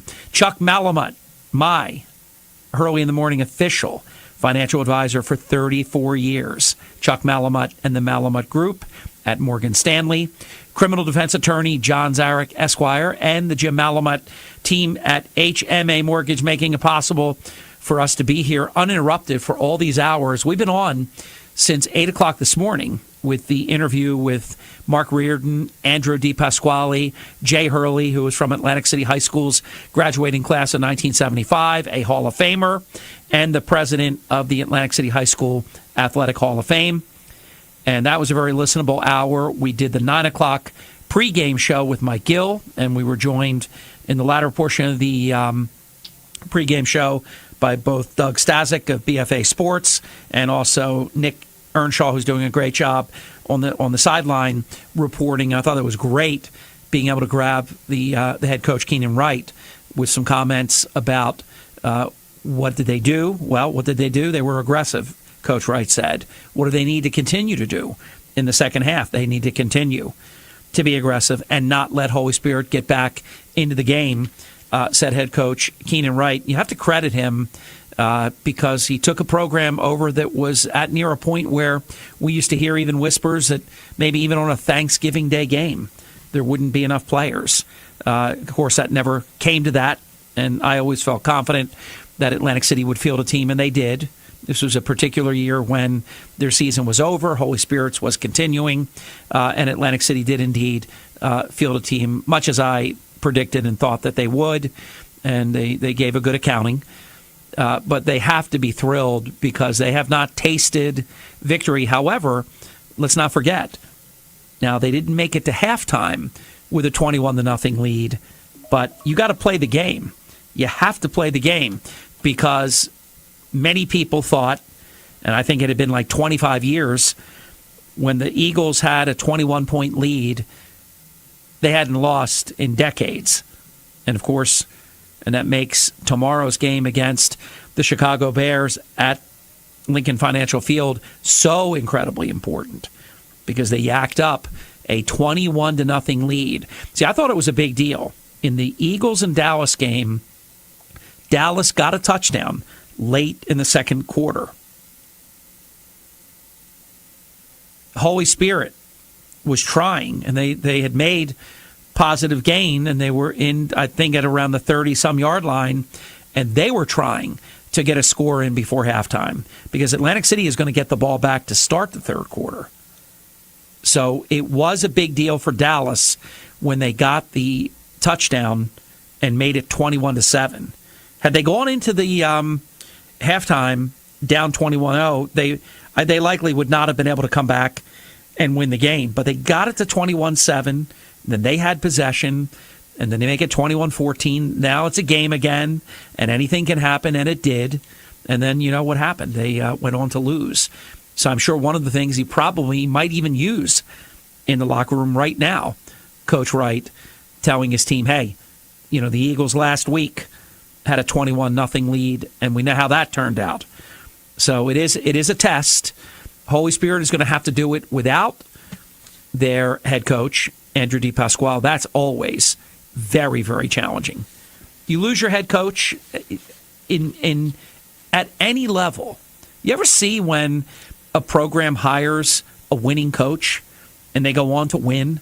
Sixers were really bad. They hire Larry Brown. Boom. Playoff team. And you just countless examples of that.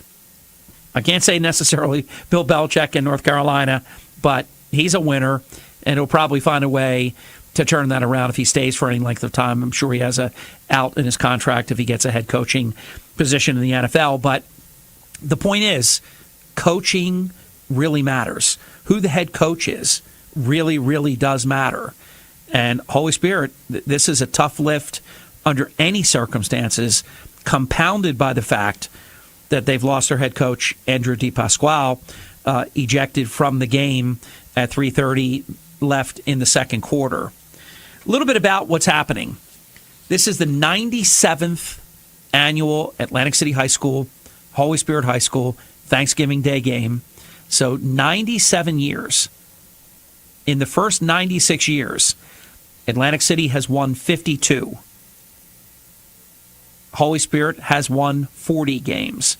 And years ago, games ended in a tie with no overtime. There were 4 ties. So this would be, if Atlantic City holds on, this would be their 53rd win of all time. What's at stake? The Boyd Marzik Trophy, which I can promise you, all of these players, all of these coaches, all the generations of fans, players, and coaches, they want to win. They want to keep that big trophy. And if you go to the WPG Talk Radio 95.5 website, you can see the trophy. And my former coach and my very long-time friend, Frank Campo, holding up the Boyd Marzik Trophy, which brings me to something that I think is both beautiful and I hope it's enduring, and that is this will be the inaugural Frank Campo Thanksgiving Day MVP. Now, this is an award. The Boyd Marzik Trophy goes to the winner of the game, and Holy Spirit has kept it in Absecon for the last 7 years. Atlantic City wants to keep it here. It's there right now, I think. I think you bring it to the game because it will be presented on the field. I'm sure Joe Riffus and some of the other folks that come every single year will be out there doing that. And, of course, Atlantic City wants it to be them at the 50-yard line taking that trophy. But for the first time, it's an Atlantic City-specific award, and that is the Frank Campo Thanksgiving Day MVP. That will be an Atlantic City player, whether they win or lose the game. And the coaching staff will pick the winner of that award, and we will announce it right here on WPG Talk Radio. From the Bunting family to So Atlantic City, happy Thanksgiving. For personalized service that treats you like family, trust Bunting Family Pharmacy on New Road in Northfield. Visit us online at buntingfamilypharmacy.com. Proud supporters of our local teams and communities. Get the centerpiece for your holiday table. Ernest & Sons Old-Fashioned Butcher Shop offers prime cuts and gourmet quality to make your Thanksgiving feast a touchdown. Stop by today to see Mel and the team in Brigantine or visit us at ernestandson.com. Happy Turkey Day! When you visit Atlantic City, stay where history meets luxury. The Claridge Hotel offers elegant rooms, stunning views, and a legendary experience right in the heart of the action. Book your holiday stay at Claridge.com. The Claridge is more than just a hotel. Elevate your appliance game. For the best selection and local service in South Jersey, trust Anchor Appliance. We deliver and install fast so you can focus on the game. Anchor Appliance, AnchorAppliance.com, anchored in your community. Ready to score your dream home on the coast? Go with the local expert. Contact Michael Reardon, known as Mr. Brigantine Realtor. He's your game day MVP for buying or selling in Brigantine and Atlantic County. Find him at MrBrigantine.com or call 609-339-6004. That's 609-339-6004.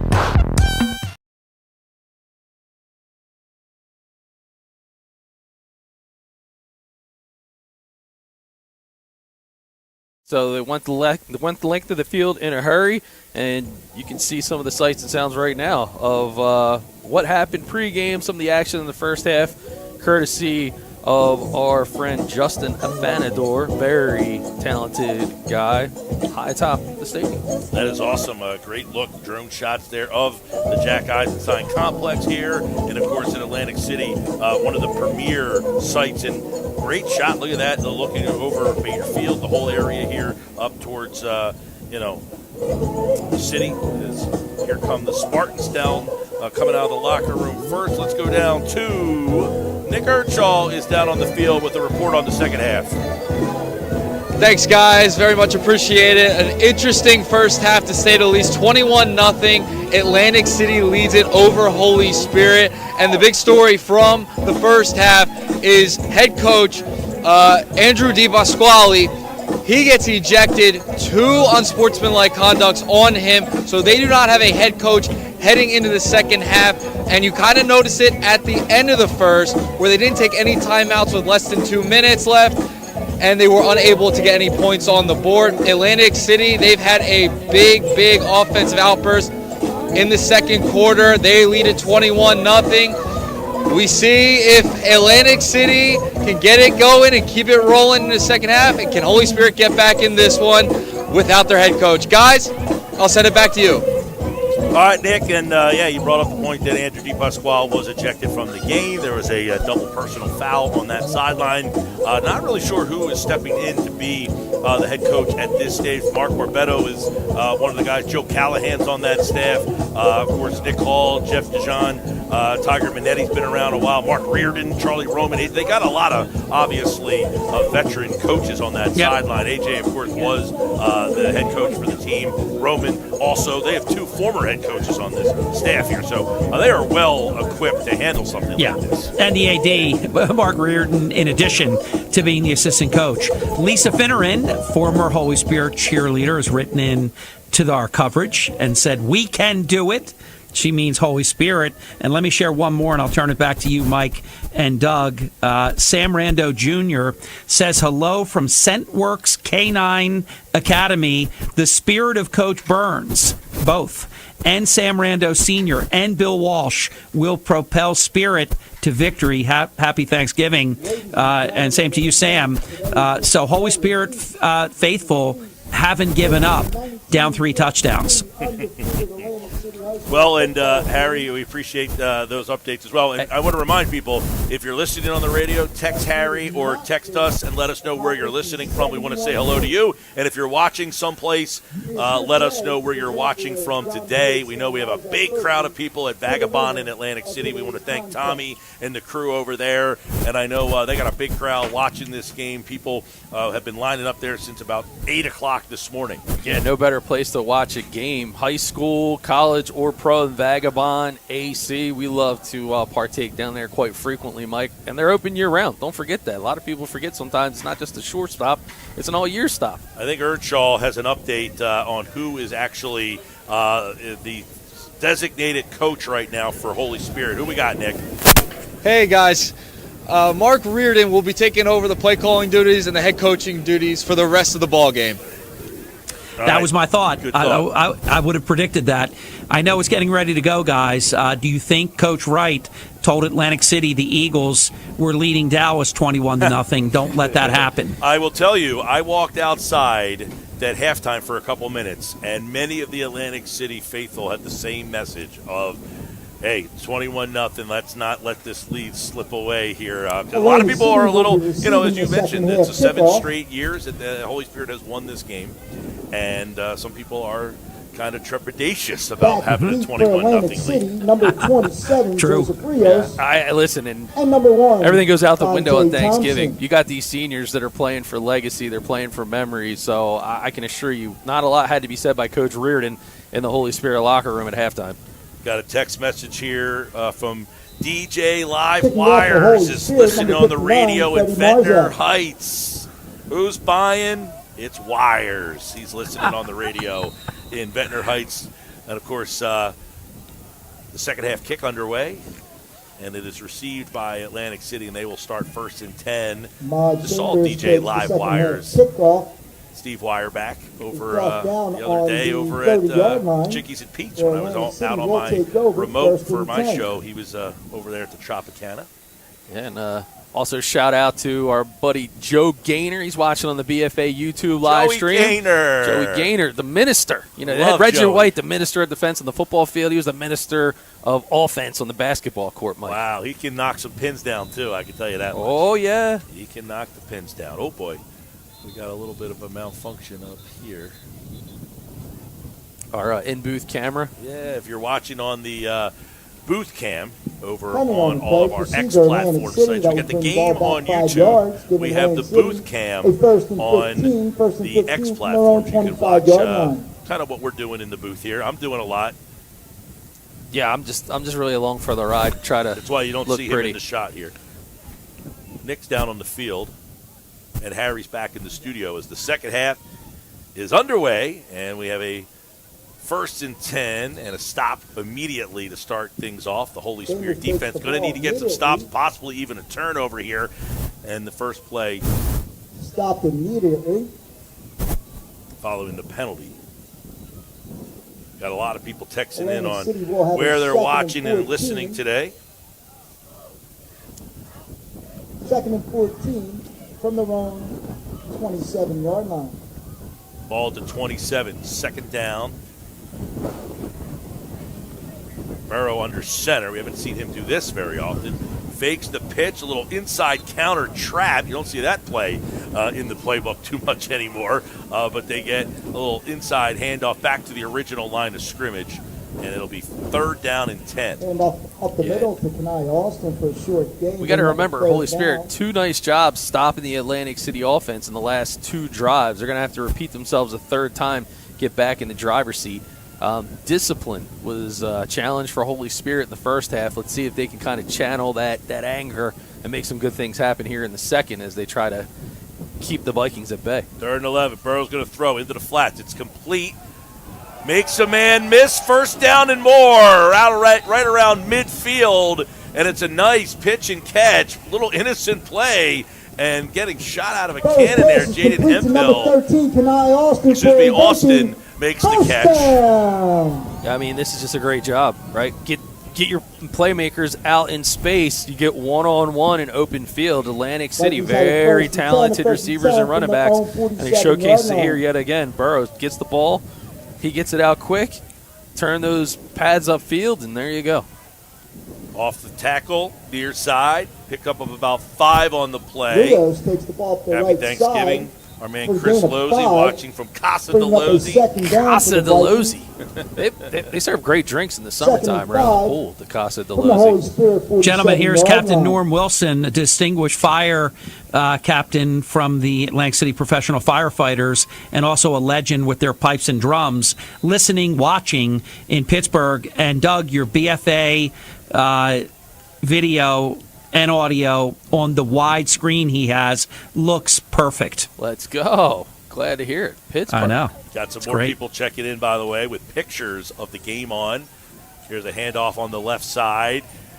Fighting his way, Rios, by the way. The Suter family, Robbie Rios Suter takes over ball at from Roberts Place. They got the 35-yard game line, on. bringing up a Happy third down for the Thanksgiving to Vikings. them. And a nice shot. Look at the picture of the game on over at Roberts Place in Margate. Vikings Yeah, have a well, third shout out and to our 3, BFA 33 from the production Holy team, Spirit Dave 45-yard Virgilio, line. making the magic happen back in the Chesilhurst studios. I like the pictures from the different establishments. I got one early this morning. We mentioned our friends over at Vagabond. Robbie Suter sending one there. I know Boca in Margate, they've got the game on. And when you're over at Boca, say hello to Ryan Jones over there today. He is one of the sponsors for today's games. A Spartan alum, was on one of those state championship teams, was a fierce defensive back, interceptions, big time in the state final game. And you can give him a call at the Quinnen Group as well if you want to check out your real estate needs. He can basically handle all of your needs over there. He can also make you a nice drink for the game today. But check him out on the cell, 609-335-6371, thequinnengroup.com. That's Ryan Jones over there at the Quinnen Group, and a former Holy Spirit Spartan state champion. And a guy that's finally getting a day off, I believe, today is Joe Bunning and his team over at the Bunning Family Pharmacy. They bring the pharmacy home to you. So, Mike, you don't always need to go to the big box store. You got questions, you want answers, you want that personal service, go to Joe Bunning, the Bunning Family Pharmacy. Hand off. Rios, first down, and gets out of bounds, but not before he picks up the 4 yards necessary for the first down for Atlantic City. So they'll get the ball first down and 10. Holding Atlantic City. Actually, there's a penalty on the play. Far sideline, there is a flag on AC High, so we'll mark this one back because they did get a first down. That flag right before the sticks there. Yeah, the laundry has been very frequent in this ball one game. Looks like it's going to bring them back to third down and about 11 now. Yeah. Happy Thanksgiving to my brother from another, Rob Fishbein. I know he's out there watching today's game. Spent a lot of time training both guys on these teams. Burrow's throw. That one is either tipped or just kind of hung up in the air. 3 Spartans in the mix, and that one was well short. Burrow hit as he throws, by the way, from Frank Brennan.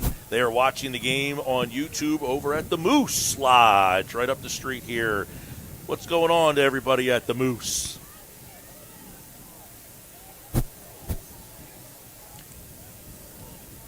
Be remiss if on a day like today we talk about the Moose, Atlantic City, Holy Spirit. We didn't think about our friend Miko, of course, a couple of years ago. This game was huge to him, and both programs, Atlantic City and Holy Spirit. And when I think of the Moose, I think of Miko as well. Atlantic City is going to punt, and that ball's going to take a little bit of an AC roll back to around the 30-yard line. But I know Miko watching down and enjoying. I don't know who he's rooting for today. I mean, he's been on both staffs. It's true. But I do know that if he wasn't at this game, he'd probably be at the Moose. Will take over first and 10. Well, gentlemen, the third consecutive force of possession change here by the Holy Spirit defense, but time is wasted. They got to get things going. Here's the opportunity to answer the bell, see if we're going to have ourselves one of these legendary Thanksgiving finishes. I got to give a big shout-out here on this text message. This is a blast from the past here. Holy mackerel.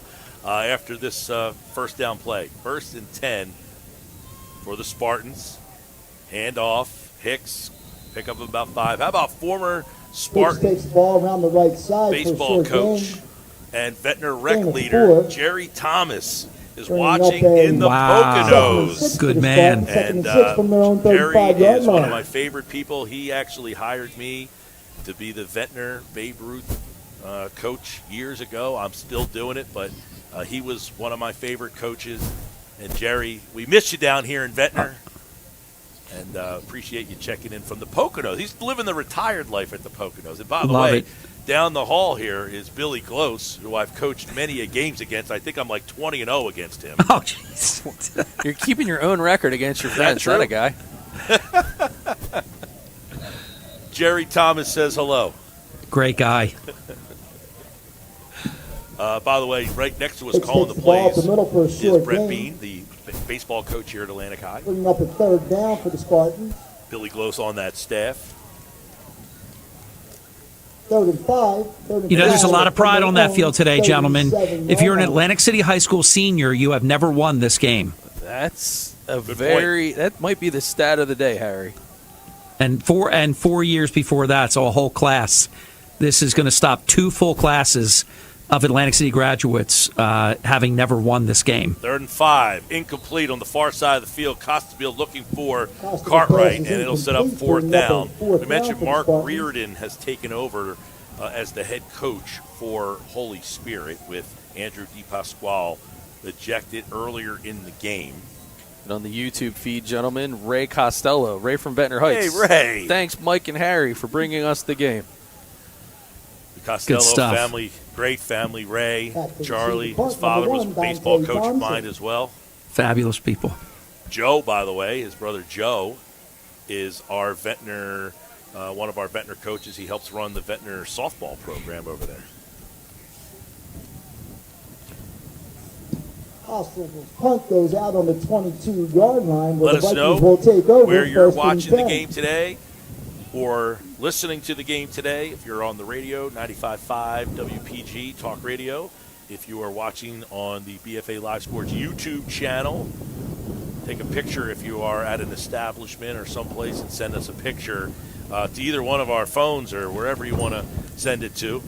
You can send it onto our text board at 609-403-0973, and we can check those pictures out as well throughout the show and give you a hello and a happy Thanksgiving to everybody from Atlantic City High School, where the Vikings lead it 21-0. They now have the football on 1st and 10 at the 22. Burrow in a shotgun. He's going to hand it off. And nice play, taking him down quickly there. And the ball popped out, but it looked like it was a little bit late. Good stop on the play as Holy Spirit. Their defense, Freddie Marzak, by the way. Another Marzak play to Holy Spirit. But gain of 1 on the play, bring up a 2nd and 9. Defense has played well outside of the 3 big plays in this game. Yeah, they haven't been, death by 1,000 paper cuts. It's been quick hitters. Find a man in open field. Yeah. Doug, Tom Foley, former Atlantic City Battalion Chief, retired, former New Jersey Assemblyman, writes, I love the instant replay. Looks like a professional production. Tom Foley, the legend. Of course, his daughter Noelle, one of my favorite, married to Holy Spirit basketball coach Kyle Dines. A lot of Foley action going on. Nice. By the way, I want to say hello. They're watching at Villa Raffici in Absecon. My man, Chris Giorgio. What's going on, man? I was actually thinking about stopping over there the other day. I was just talking about you. Denny Moore, Giorgio, class of 91 Spirit. Denny, AC 92. Steve Weber, AC 90. Steve Weber, man, I haven't heard that name in ages. 92. And Santino Giorgio, Holy Spirit, class of 19. So there you go. You get a mix of AC and Spirit watching the game at Villa Raffici. I've heard nothing but good things, Chris, about the new spot upstairs, the sports bar area. Good to see them watching the game over there as well. So they're saying the ball popped out, but the ball's still going to rest there. 3rd and 5 for the Vikings. Chris Lozia checked in, so the BFA crew will be at the Cape Atlantic Junior Football League Championships at Birch Grove Park on Saturday.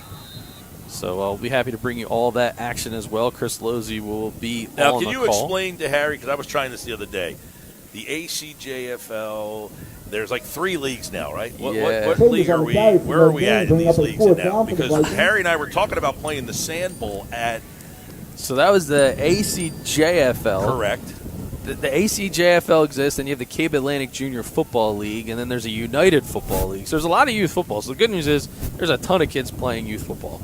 The challenge of it is sometimes these guys are forced to change because the ACJFL was a weighted league, meaning that there was limitations, but then kids are getting bigger, stronger, faster, younger. And so teams have been a little agile and have to switch conferences, divisions.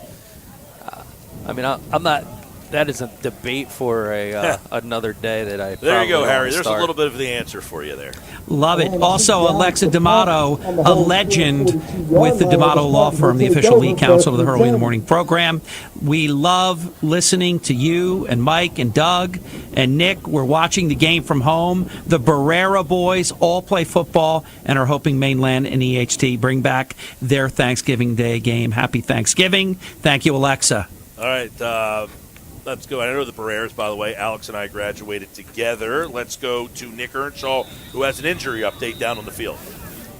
Yeah, guys. Sears Wright, offensive lineman and defensive lineman, was getting checked out here on the sideline. He ended up going back into the ball game and getting back into play, so he is okay. He will return for the rest of the game. Thank you, sir. And got some people texting into the text board. Happy Thanksgiving, watching the game from Davenport, Florida. Big shout out to my nephew, Jaleel Daniels, playing his senior game today. That is a class of 01 ACHS. And we got a touchdown, looks like throw to Cartwright, and it is. Spartans are on the board as Costabile connects with Cartwright. And Holy Spirit offense shows some life. I mean, wow. Touchdown, Holy Spirit. Big-time connection there. We've been waiting for it. Costabile went time and again, and this time he finds his man. Good poise in the pocket on the drop back, steps into his throw, Mike. And this is a clutch timing and catch. Well, we've seen them take this same play, shot about 5-6 times, just a fly down that far sideline up the right side, and they finally connect on that one, and it gets Holy Spirit on the board with 4:30 left to play here in this third quarter, and they will attempt to go for 2.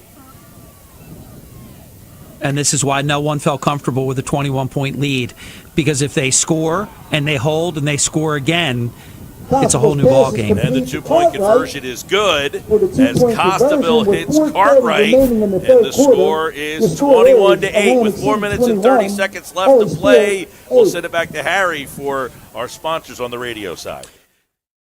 From the Bunting family to yours, happy Thanksgiving. For personalized service that treats you like family, trust Bunting Family Pharmacy on New Road in Northfield. Visit us online at buntingfamilypharmacy.com. Proud supporters of our local teams and community. Get the centerpiece for your holiday table. Ernest & Sons Old Fashioned Butcher Shop offers prime cuts and gourmet quality to make your Thanksgiving feast a touchdown. Stop by today to see Mel and the team in Brigantine or visit us at ernestandson.com. Happy Turkey Day! 95, watching from the Ocean Club. What's going on, Ray? Haven't seen him in a while. Good to see you check in from the Ocean Club, watching the game today. Yeah, Tyree White is watching in Miami. Low kick, bounces, rolls, picked up at around the 25, hit immediately and dropped down to the ground. The tackle made by Hicks, playing some special teams there. Gentleman, Wayne Johnson says hello, listening from Jamestown, North Carolina, rooting for Atlantic City. Folks are listening all over the country, man. Just got another text here. Darren Lord. The Lords are watching from Naples, Florida. Shout out to all. Happy Thanksgiving. Thank you for bringing this game to us. Look at the big screen there. Boy, look at that. You got a nice big screen watching the game down there for the Lords in Naples, Florida today. Catching up with some family, everybody. Continue the text messages. If you don't know a way to get in contact with us and you want to let us know where you're watching from, you can send a text to 609-403-0973. That will go to the 97.3 ESPN studios, and I'll be able to read off your happy Thanksgiving messages from there. If you want to text Harry, Harry can read off, or Doug or me. And what a lot of folks are doing, and we encourage you to do it, Chris Coleman is monitoring the WPG Talk Radio 95.5 app. You can email us directly from the app, like the shout-out that I just gave to Wayne in North Carolina. Awesome stuff. So people, and that's what this game is about. Where you at? Where's your family? Who are you watching this game with? I love the people giving us their graduation years and where they went. You know, the 4 people over at Villa Raffici's, 2 Spirit, father, son, and 2 AC. This proves just the dialogue, Mike and Doug. This proves this is all about community. Well, that's one of the things I've said many times. Is that the quarterback with the quick movement, he initiated. That's against offense. That's against the offense. He initiated it. Supposed to be about. And, you know, look at the crowd. Atlantic City had a great year this year, by the way, 9-2.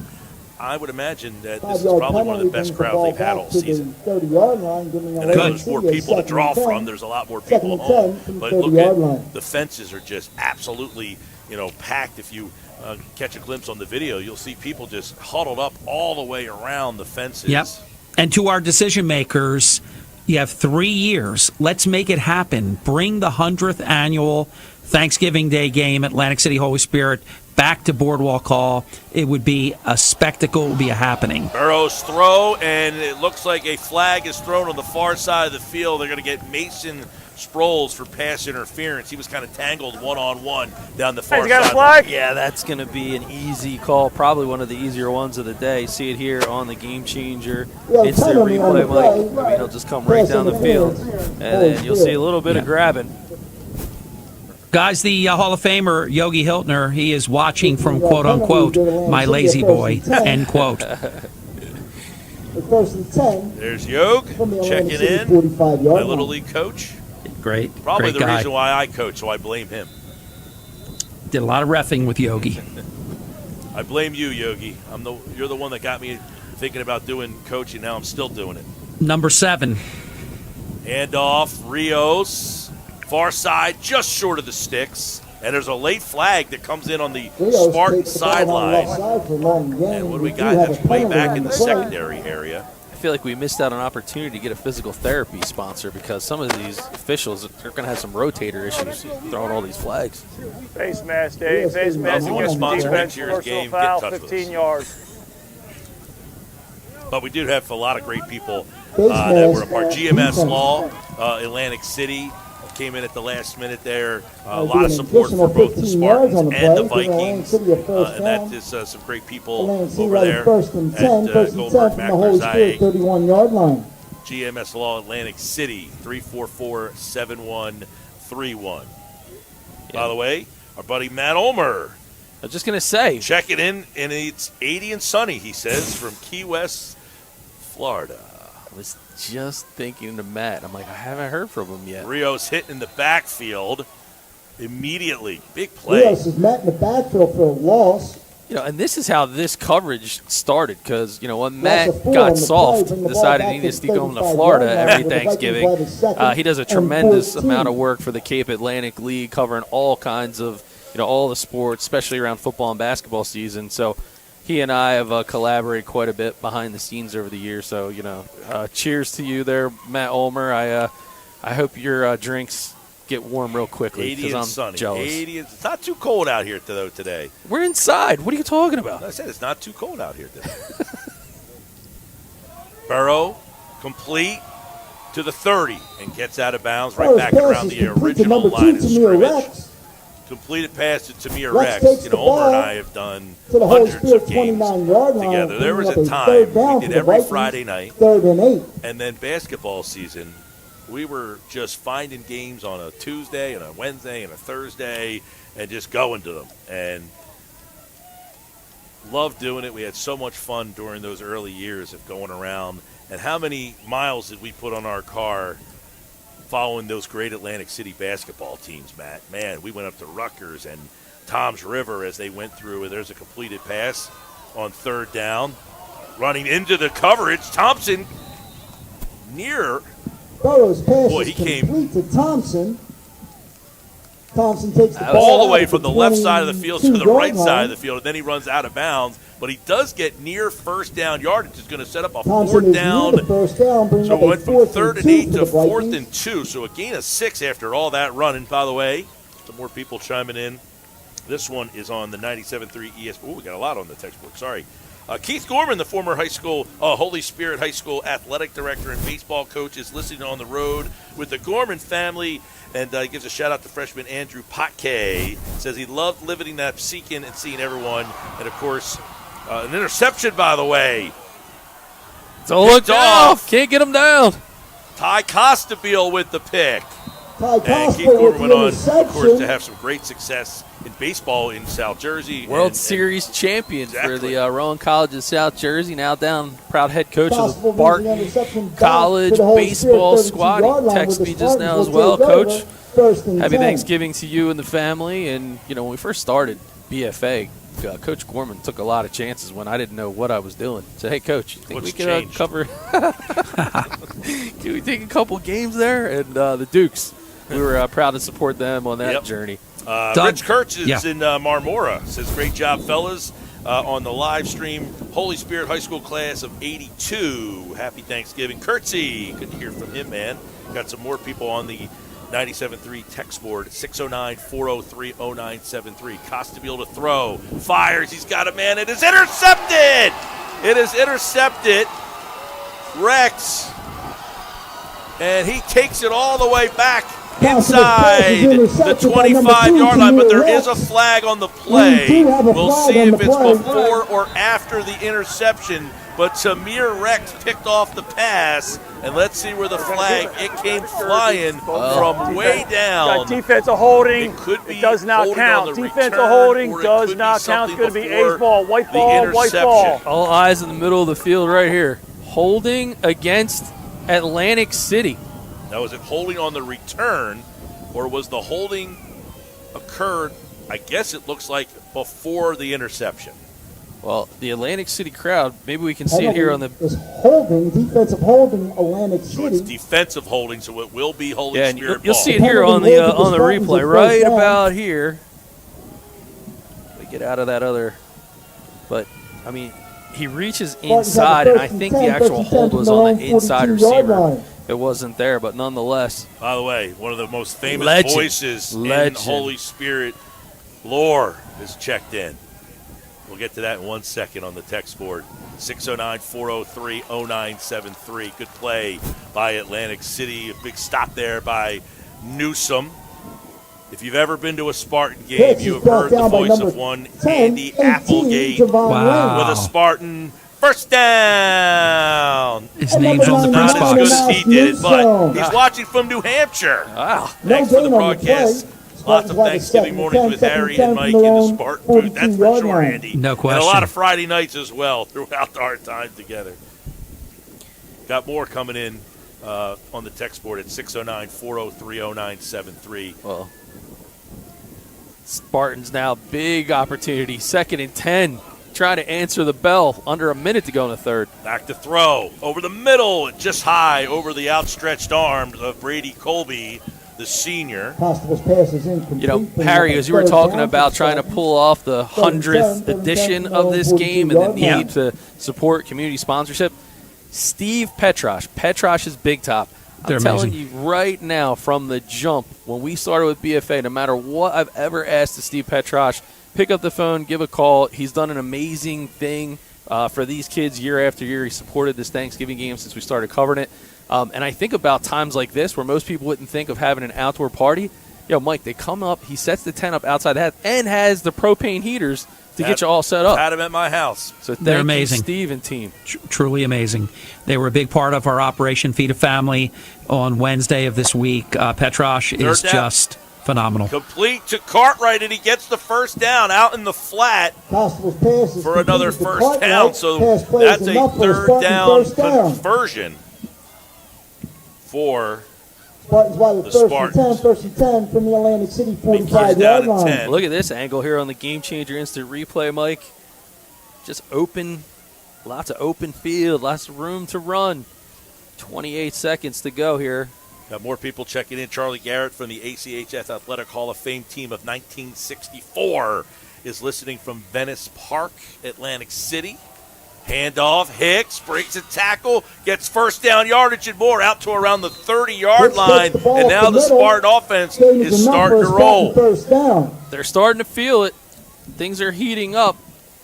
Not so much you would see, but it seems like Spartans really gelling quite well. Offensive line getting great push up front now, and that's going to take us to the end of the third. Well, I'm going to take a chance on pronouncing his name, but he's watching from Provo, Utah. Harry, we're in Provo, Utah today. Outstanding. Tyler Vigu, class of '97, says, that's the name. Go Spartans.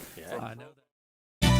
Vigu is the name. Holy Spirit, class of Atlantic City, stay where history meets luxury. The Claridge Hotel offers elegant rooms, stunning views, and a legendary experience right in the heart of the action. Book your holiday stay at Claridge.com. The Claridge is more than just a hotel. Score a winning home sale or purchase with Ryan Jones, your local realtor with the Quinton Group. Serving Atlantic and Cape May counties, find him at thequintongroup.com. Brokered by eXp Realty. For commitment and results that beat the competition, call Ryan Jones today. Got more people checking in. Let us know where you're watching or listening today. You can text our text board at 609-403-0973. You can text Harry, Doug, or myself and let us know where you're watching and listening to today's game. Costabile to throw. 1st and 10. Fires. He's got a man. It is, through the arms. He had Ganzow, but just through his arms there. Bringing up a 2nd down for the Spartans. Costabile not hesitating at all. Confidence is just pumping right now. Holy Spirit getting into the vibe of their offense, and it's moving. They're watching on the beach in Brigantine, by the way, and that's Julia Reardon, a high school Holy Spirit grad, 2015. Jerry McGee, ACHS class of 89, is part of the crew watching over at Vagabond in Atlantic City, and he sends a picture of the screens over there. Boy, look at the full house in that place watching the game, by the way. Great crowd on hand.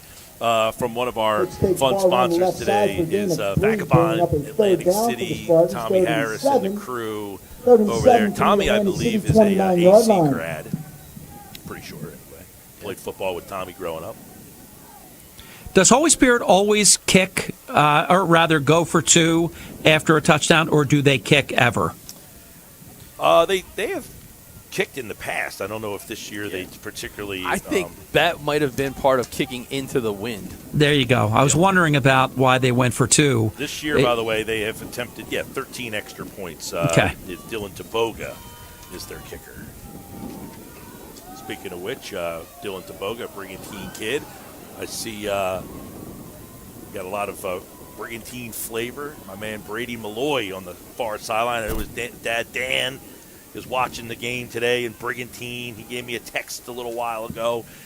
His son Brady tore his ACL. Missed the whole year, but he is on the sidelines today. But Dan and Gemma, what's going on, guys? We got to get together soon, everybody over there in Brigantine.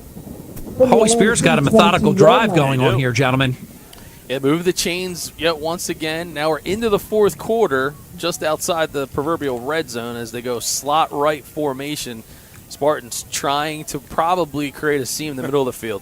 It's got that's a tip ball, and that's tip trouble. Ball nearly picked off. Got a lot of people actually just went to the Twitter feed. Dustin Thomas, Jerry's son, one of my old players, says he's enjoying listening to you guys this morning, watching the Thanksgiving game up in the Poconos. Shout out to the old ball days on the Ventnor baseball field. I got a funny Dustin Thomas story. He was a tremendous player, by the way. Quarterback at St. Augustine, if you remember that. Yep. We're playing baseball one day, and we're out somewhere, and him and a couple guys on the team show up with, like, war paint on their face. I mean, head to toe in, like, eye black for a baseball game, and I looked at these 2 guys, and I wanted to kill them. I said, get that off your face. Holy Spirit. Hicks down to the 5. Hicks takes the ball to middle for a long 10:48 gain to and play. Spartan first down. 21-8, Atlantic City leads, and a drive right now by the Spartans. They were down 21. They've scored to make it 21-8, and now they have the ball. First and goal 8-yard line. From the 4. If they pounded in here, you talk about a turnaround. Atlantic City was near the red zone, rolling. They would have gone up 28-8, likely. And now look at this. Ball at the 8, excuse me. First and goal at the 8. Costabile's going to throw. Fires, and it is nearly intercepted as Tamir Rex came crossing in. From the Atlantic City It'll be 2nd line. down and goal for Holy Spirit. 10-18, plenty of time left to play. They trail by 2 scores. Holy Spirit down 21-0, now working their way back. I want to say hello to the great Chuck Donahue Jr. on that Southern Regional staff up there watching the game as well. Longtime family, the Donahue family up at Southern Regional. Melissa Goldsboro watching at the Delta Basin in Atlantic City. Beautiful photo on the water accompanying her shout out. A lot of great listeners and viewers, I should say. 2nd down and goal. Costabile to throw into the back of the end zone. It's out of the back of the end zone and incomplete. Keep them coming, everybody. Enjoying seeing where you're listening from. Gainesville, Florida, for young Steve Hartley. Wow, how you doing there, Steve Hartley? Missing this rivalry, he says, but tuning in from Gainesville, Florida. Go Spirit, says Steve Hartley. Good to hear from you, buddy. Earnshaw saying he's got family in Naples. We had somebody from Naples saying they're watching the game earlier. Sweet. I go way back in officiating with Steve Hartley. Good guy. I don't know if this is a good thing or a bad thing, but someone says, hey, guys, I'm watching from the Atlantic City jail. Nothing can stop me from watching my team. Happy Thanksgiving, pal. I'm going to take that as a positive. Third down play is incomplete as Costabile is hit from the backside. Costabile is hit from behind by number 9, Omar Big Kelly. hit there by Omar Kelly. We've called this a few times here. This is going to be the biggest, from the Atlantic City 8-yard line. arguably the biggest play of the game right now here, gentlemen. Fourth down and goal from the 8. Holy Spirit with the ball. Got a text message here. It says, happy Thanksgiving to Harry and Margie, and a shout-out to Bobby Weiss and Dave Demarest, the AC coaches, 96 to 06. Yes, great years there, right? Good stuff. Thank you. Thank you also to the Claridge of AC. So Brian DeWinney in the group there. Claridge Hotel, it's a classic. Great getaway. And, Mike, we spent some time at the View. Great spot. Here it is, fourth down and goal from the 8. The Atlantic City sideline chanting for defense. Costabile's going to throw over the middle, and it is caught, and he is blasted at the goal line, but he is short. Wow. Cartwright makes the athletic grab, but Tamir Rex was there to greet him, and he falls just short of the goal line, and it'll be Atlantic City ball, first and 10. Huge That may be a play. game-saving play right there. The senior, 5'8", 165 pounds. He brought every ounce of energy, and that there is a absolutely huge play for the Vikings. That was a great throw, a great catch, and an even better play by the defender, Tamir Rex. I think because he had to go up to get it, though, guys, that enabled the defender to really lay a hit on him. Take over, first and 10 from Certainly their own did. And 1-yard here, line. though, Holy Spirit, big opportunity. They got Atlantic City all the way backed up, so they could get the ball back right here if they can come up with a big play. 10:05 to play. Burrow's going to throw from his own end zone. It is complete!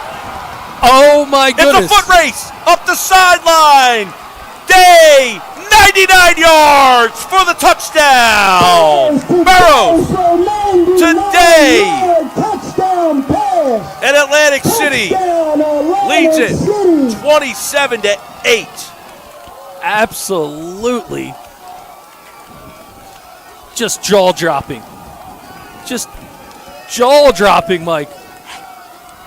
Talk about confidence. Burrow just steps back, launches the ball. Look at the arc. Look at the drop. I mean, that thing was 38 yards in the air. It was a foot race between Day and Granzow, and Day won the race, 99 yards for the touchdown.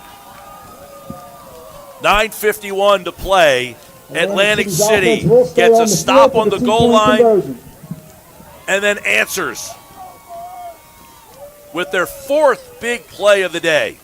That could be one of the biggest instant turnarounds you will ever see at any level. Look at that score, 27-8 versus what could have been 21-15, 21-16. Atlantic City did get a flag for unsportsmanlike conduct on the score. By the way, we got, first off, thanks to everybody who's checking in. We have I can't keep up with the text messages. I'm trying. Charles Totoro is watching in Little Rock, Arkansas on Ventnor YouTube boy today. Happy Thanksgiving. It's a good Ventnor boy right there. More people checking in on the text board at 609-403-0973. Here's the two-point conversion. Burrow, and it's complete and in for Chambers. And the two-point conversion is good. With 9:51 left to play, Atlantic City 29 and Holy Spirit 8. A 99-yard touchdown pass on that one. We'll send it back to Harry for the thank yous to all our radio sponsors. Elevate your appliance game. For the best selection and local service in South Jersey, trust Anchor Appliance. We deliver and install fast so you can focus on the game. Anchor Appliance. AnchorAppliance.com, anchored in your community. Ready to score your dream home on the coast? Go with the local expert. Contact Michael Reardon, known as Mr. Brigantine Realtor. He's your game day MVP for buying or selling in Brigantine and Atlantic County. Find him at MrBrigantine.com or call 609-339-6004. That's 609-339-6004.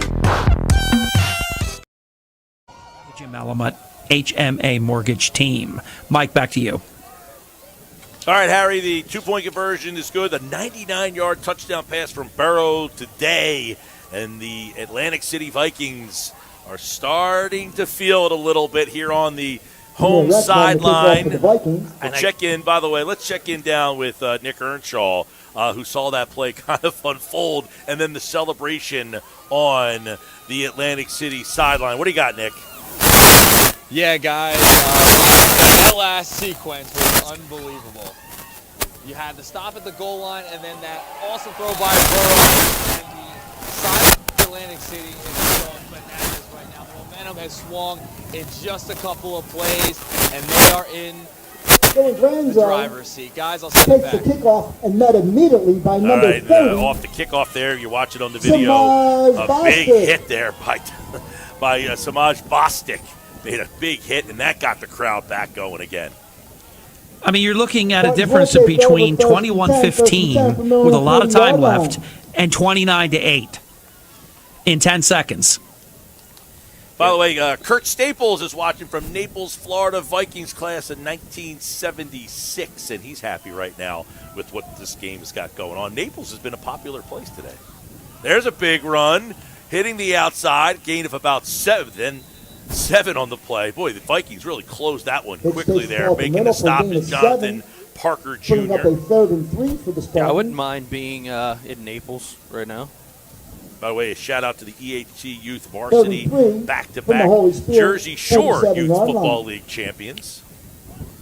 Yeah, I heard the Egg Harbor Township Youth team, their squad is watching on the YouTube feed as well. And Tyrone Floyd, class of 98, go Vikings. Tackle on a second down play short of the sticks is Hicks. It's going to set up third down. 9 minutes left to play in the game. Number 9, Omar Kelly. Omar Kelly makes another stop. I mean, his name has been called over and over again today. Third down and 3, ball at the own 47. Big play for Holy Spirit. If they want any thoughts of getting back into this game, they are going to have to get this drive extended. They break the huddle. They send a man, 2 to the near side, 1 in the slot. Cartwright in the near side slot. He goes in motion to the far side of the field. They hand it to Hicks. Hicks barreling forward. It looks like he's got a first down crossing midfield. And Holy Spirit will get the first down, and the drive will be extended with 8:23 and counting. Yeah, they're going to have to start to move quite quickly. We can expect to see more of Ty Costabile's arm strength here. Spartans going to try in desperation, pull themselves back into this contest. Got some more people checking in. I really give Holy Spirit credit. No quit. They came out. They did everything that they needed to do to get back into the game, and just a heartbreaking, tremendous stop at the goal line. Costabile looking, throwing, got a man complete on the sideline. Franchini makes a man miss, and Franchini's heading towards the end zone, and he is tackled inside the 5 down to the 4-yard line. And Dante Franchini keeps the feet in bounds and then tiptoes his way up into the 4-yard line, and it's going to be a first down and goal at the 5, so a pickup of 45 on the play. Yeah, there he is. I mean, this is just patience by Costabile and then showing grit as he faces the rush, gets the football, connects up the sideline. And good job by Franceschini keeping his feet inside to not be pushed out of bounds. Spartans back in business quickly. Edward Frederick is watching in Davenport, Florida. And that one for Hicks is in for a touchdown. So Hicks answers the play to Franchini, sets it up, and Amir Hicks, Dante Franchini on the reception, and Amir Hicks on the touchdown run makes it 29-14 with 7:11 left to play in the game. And it looks like Holy Spirit will go for 2. Holy Spirit answering back just the way you would expect them to. Back is against the wall. 7 minutes and 11 seconds. A 3 and out going to be a very, very important component to this ball game once the teams exchange the kick in possession here after what looks to be a 2-point attempt. They are going for 2. Costabile, shotgun. 2 receivers to the far side of the field. They're going to throw and fired. It's incomplete. And Constable's pass is broken that'll up. keep the score at 29-14. Jared Barnes. Still a 2-possession ball game. Good, with 7:11 remaining in the fourth Stick quarter. around after the game. Atlantic City 29. Boyd Marzak Holy Trophy Spirit 14. will be presented on the field. Also, the new Frank Campo Trophy will be presented onto the field. The winner of this matchup gets the Boyd Marzak Trophy for 7 years. It is sit in the hallways of Holy Spirit High School in Absecon. In the game of life, you need strong legal representation. GMS Law is a proud supporter of local athletes and communities dedicated to defending your rights right here in South Jersey. For experienced legal counsel, trust the team and visit them at gmslaw.com. You deserve a dealership that puts you first. For unbeatable deals on Chevrolet, Kia, and Subaru, visit them at rkautogroup.com and in person on Delsey Drive in Vineland. We're committed to South Jersey service and quality that lasts. RK Auto Group. RK does it right. Can't believe it. Man, Either that or I keep getting bots texting me over and over again. I just had my mother-in-law. They just delivered a Kia Sorento to my house yesterday, so my mother-in-law could take a ride. So you saying I drive the same car as an old lady? Well, Is that what you're telling me? I think it's a beautiful car, regardless. They actually, she's all pumped up and excited about it. New 26. Onside kick, takes a bounce. Ooh, nice catch to bring that in, Jaleel Daniels. Onside kick is recovered by number 29, Jaleel Daniels. Speaking of Jaleel Daniels, I could have sworn I saw a text message a couple minutes ago Daniels from is brought somebody down on the 49-yard who line where was the Vikings watching will and take supporting. over 1st and 10. By the way, Kevin and Katie Crane, class of 93 and 94, are cheering on Ty Costabile and Holy Spirit from Wellington, Florida. Go Spartans.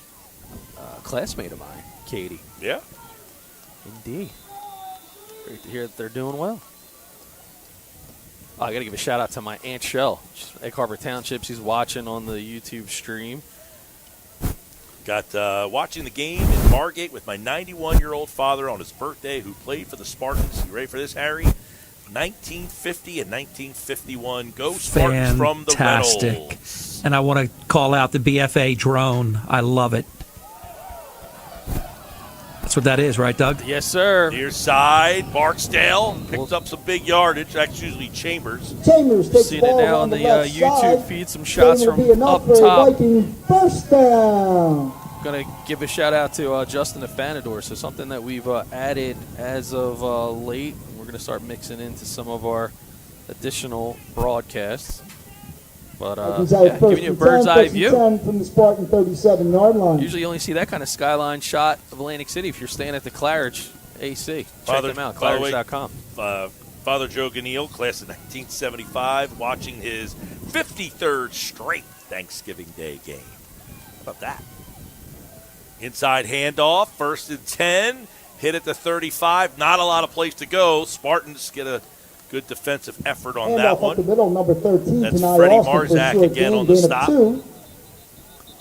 Vikings will have a second and If eight. you are Second and 8. driving from around in the Spartan car 35 or yard watching line. someplace, you can let us know on the text board at We have an injury timeout on the play. 609-403-0973 if you want to say happy Thanksgiving to somebody, or just let us know where you're watching the game from today and which school you're supporting. There is a Viking down on the field. We've got a plethora of text messages, trying our best to get to as many as we can here. Yeah. By the way, what a great game watching from the stands with my brother-in-law Mason in Section F, Row 5. Great commentary, Trulin Keegley, care of Spirit 1956. So there are sections on these bleachers? Section F, Row 5, where would that be? Oh, over there. Okay, I do see the letters. F, 1, 2, 3, 4, 5. I can see that gentleman right there. Glad Hooked on Phonics worked for you, Mike. There is a Atlantic City player down. So maybe we can keep things going, and it looks like player's still going to be down for a moment, so give a chance to maybe thank some of our other sponsors again. And as we're doing that, by the way, real quick, happy Thanksgiving from Class President Shannon Pettiford, who is in Fort Lauderdale, ACHS Class of 91. Get ready for the 35th reunion this summer weekend, July 24th and July 25th. So AC High's reunion, 35 years is this summer, July 24th. That's a whole weekend. They're doing the whole blowout weekend. It's a lot more than my class did. yeah, that's a heck of a. That's memorable. That's for sure. So again, it looks like good news is players are back off the field. We're full strength and we're moving on. But again, good chance to take you around sights and sound of. Second and 8. Handoff, spinning, and drop down is Barksdale. Picked up and thrown to the ground by Costabile. By the way, Barksdale takes the Paul ball up the Hahn, middle. 77, class of 77 Spartans, is listening Takes the ball to the game in the Spartan car. 29-yard Paul, line, happy where the Thanksgiving. Vikings Thank you have for a third checking and in. 1. If you are driving around or watching, text us at 609-403-0973. I love the people who are sending their television setups and Yeah, where I they love are. it too. Third down and short, 3rd and 1. Big play in this game. Holy Spirit wants to get the ball back. They're going to have to get a stop here. They are down by 2 scores with 5:19 left to play in the game. Burrow letting the clock roll. They're going to hand it off. First down and more. Rios gets out of bounds, Rios and it's going to be a takes the ball first down around the for left Atlantic side. City. Gain is And enough for a 5:07 left to play in the game. touchdown. Atlantic City just showing their sheer will. That offensive line, Mike, is arguably one of the best that we've seen in years. So Vikings have it we're first and Atlantic 10, City first and 10 trying from the to Spartan end this 18-yard line. proverbial drought right here. It's something. Like, this is something to be seen. And you think of the youth that they still have. I mean, Marvin Burrows is only a sophomore, so 6'1", 205. He's going to only get bigger, stronger, faster. And if he's got a line like this, they're going to be set for success. By the way, I knew someone was giving a shout-out to Jaleel Daniels earlier, playing his senior game today. Shout-out from Davenport, Florida on that. Here comes Rios. Rios is going to hit the corner, and he's in for a touchdown. 18 yards for Rios, who scores the Viking touchdown. Joseph Rios, the senior, is in, and the Vikings lead it 35-14. Wow. I mean, again, Atlantic City just finishing what they've started right from the jump this Thanksgiving. They put another 6 on the board. You'll see it here on the Game Changers replay. I mean, just look at Vikings the keeping hole the offense that's on the right field here. for the I two-point mean, just conversion. continuing to create opportunities and continuing to turn the legs are the Vikings. So shout out to Rios, the senior, in his last Thanksgiving game. His 4th touchdown of the season makes it 35-14. The try for 2 for Atlantic City. Burrow throws, and it is complete. Thompson keeps his feet in, up, and scores, and he makes it 37-14 with 4:58 left to play here in the ball game. Atlantic City 37, Holy Spirit 14. Let's go back to the WPG 95.5 studios so we can thank some of our great radio Thanksgiving Day sponsors. Thank you, Mike. After the final whistle blows, celebrate your Thanksgiving with great food and cold drinks. Head over to Vagabond, Atlantic City, AC's favorite spot for craft beers, delicious eats, and catching all the games. Find them right off Albany and Trenton Ave or vagabondkitchenandtap.com. Are you planning your next big party? From graduations to weddings, make your event spectacular with Petrosh Big Top Rentals. Find us right on the White Horse Pike in Egg Harbor City or check out everything we offer at petroshbigtop.com. Happy Thanksgiving. All right, Harry, and let's bring in the third member of our broadcast team. Nick Earnshaw is down on the field. And, Nick, I got to imagine AC is up 37-14 with 4:58 left. Is it business-like, or are they starting to feel that this 7-year streak is coming to an end? You know, I think, guys, that they're feeling that streak's coming to an end. 4:58 left in the fourth quarter. They're feeling it on this sideline. They're throwing footballs around. They're ready to go. By the way, Tariq Ransom, number 66, who went down for Atlantic City on that drive, it's a shoulder injury. All right, thanks, Nick, and we'll have more from Nick after the game as well. And kickoff is taken out towards the 35-yard line, and Holy Spirit will have to really start moving now as they are trailing this one 37-14. And it's been the big play, man. Big play has been the story. A 99-yard touchdown. And that 18-yard touchdown run, their shortest touchdown of the day. And, you know, we talked about the history of this game as it's been going on. I'm assuming that we've witnessed the longest touchdown in the history of this tradition. And, Harry, we talk about you see something crazy every year. How about a 99-yard touchdown? Amazing. After a big hit that was at the 1-yard line that really changed. I mean, if Holy Spirit gets in there, it's a one-score game. The next thing you know, it's back to a 3-score game that fast. Yeah, I mean, as quick as it was, we had said if the Spartans could have maybe gotten a safety out of it, they get the 2 points, they get the ball back, and they're still in business. But Burrow said, nah, I think I got you. We got somebody watching from Middletown, Delaware, class of 1956, a retired ESPN cameraman. How's Charles Schatz up there? Can you let us know? They're outstanding, by the way. Yeah, great job Nick by our Penza squad. up there. Where's Nick at? He's somewhere down on the field. Hopefully him and Earnshaw, him and Nuggets are connecting. There's a great shot of the picture of the gentleman watching at Margate in his living room. Look at that. Is that up on top of the fireplace. He's got the television.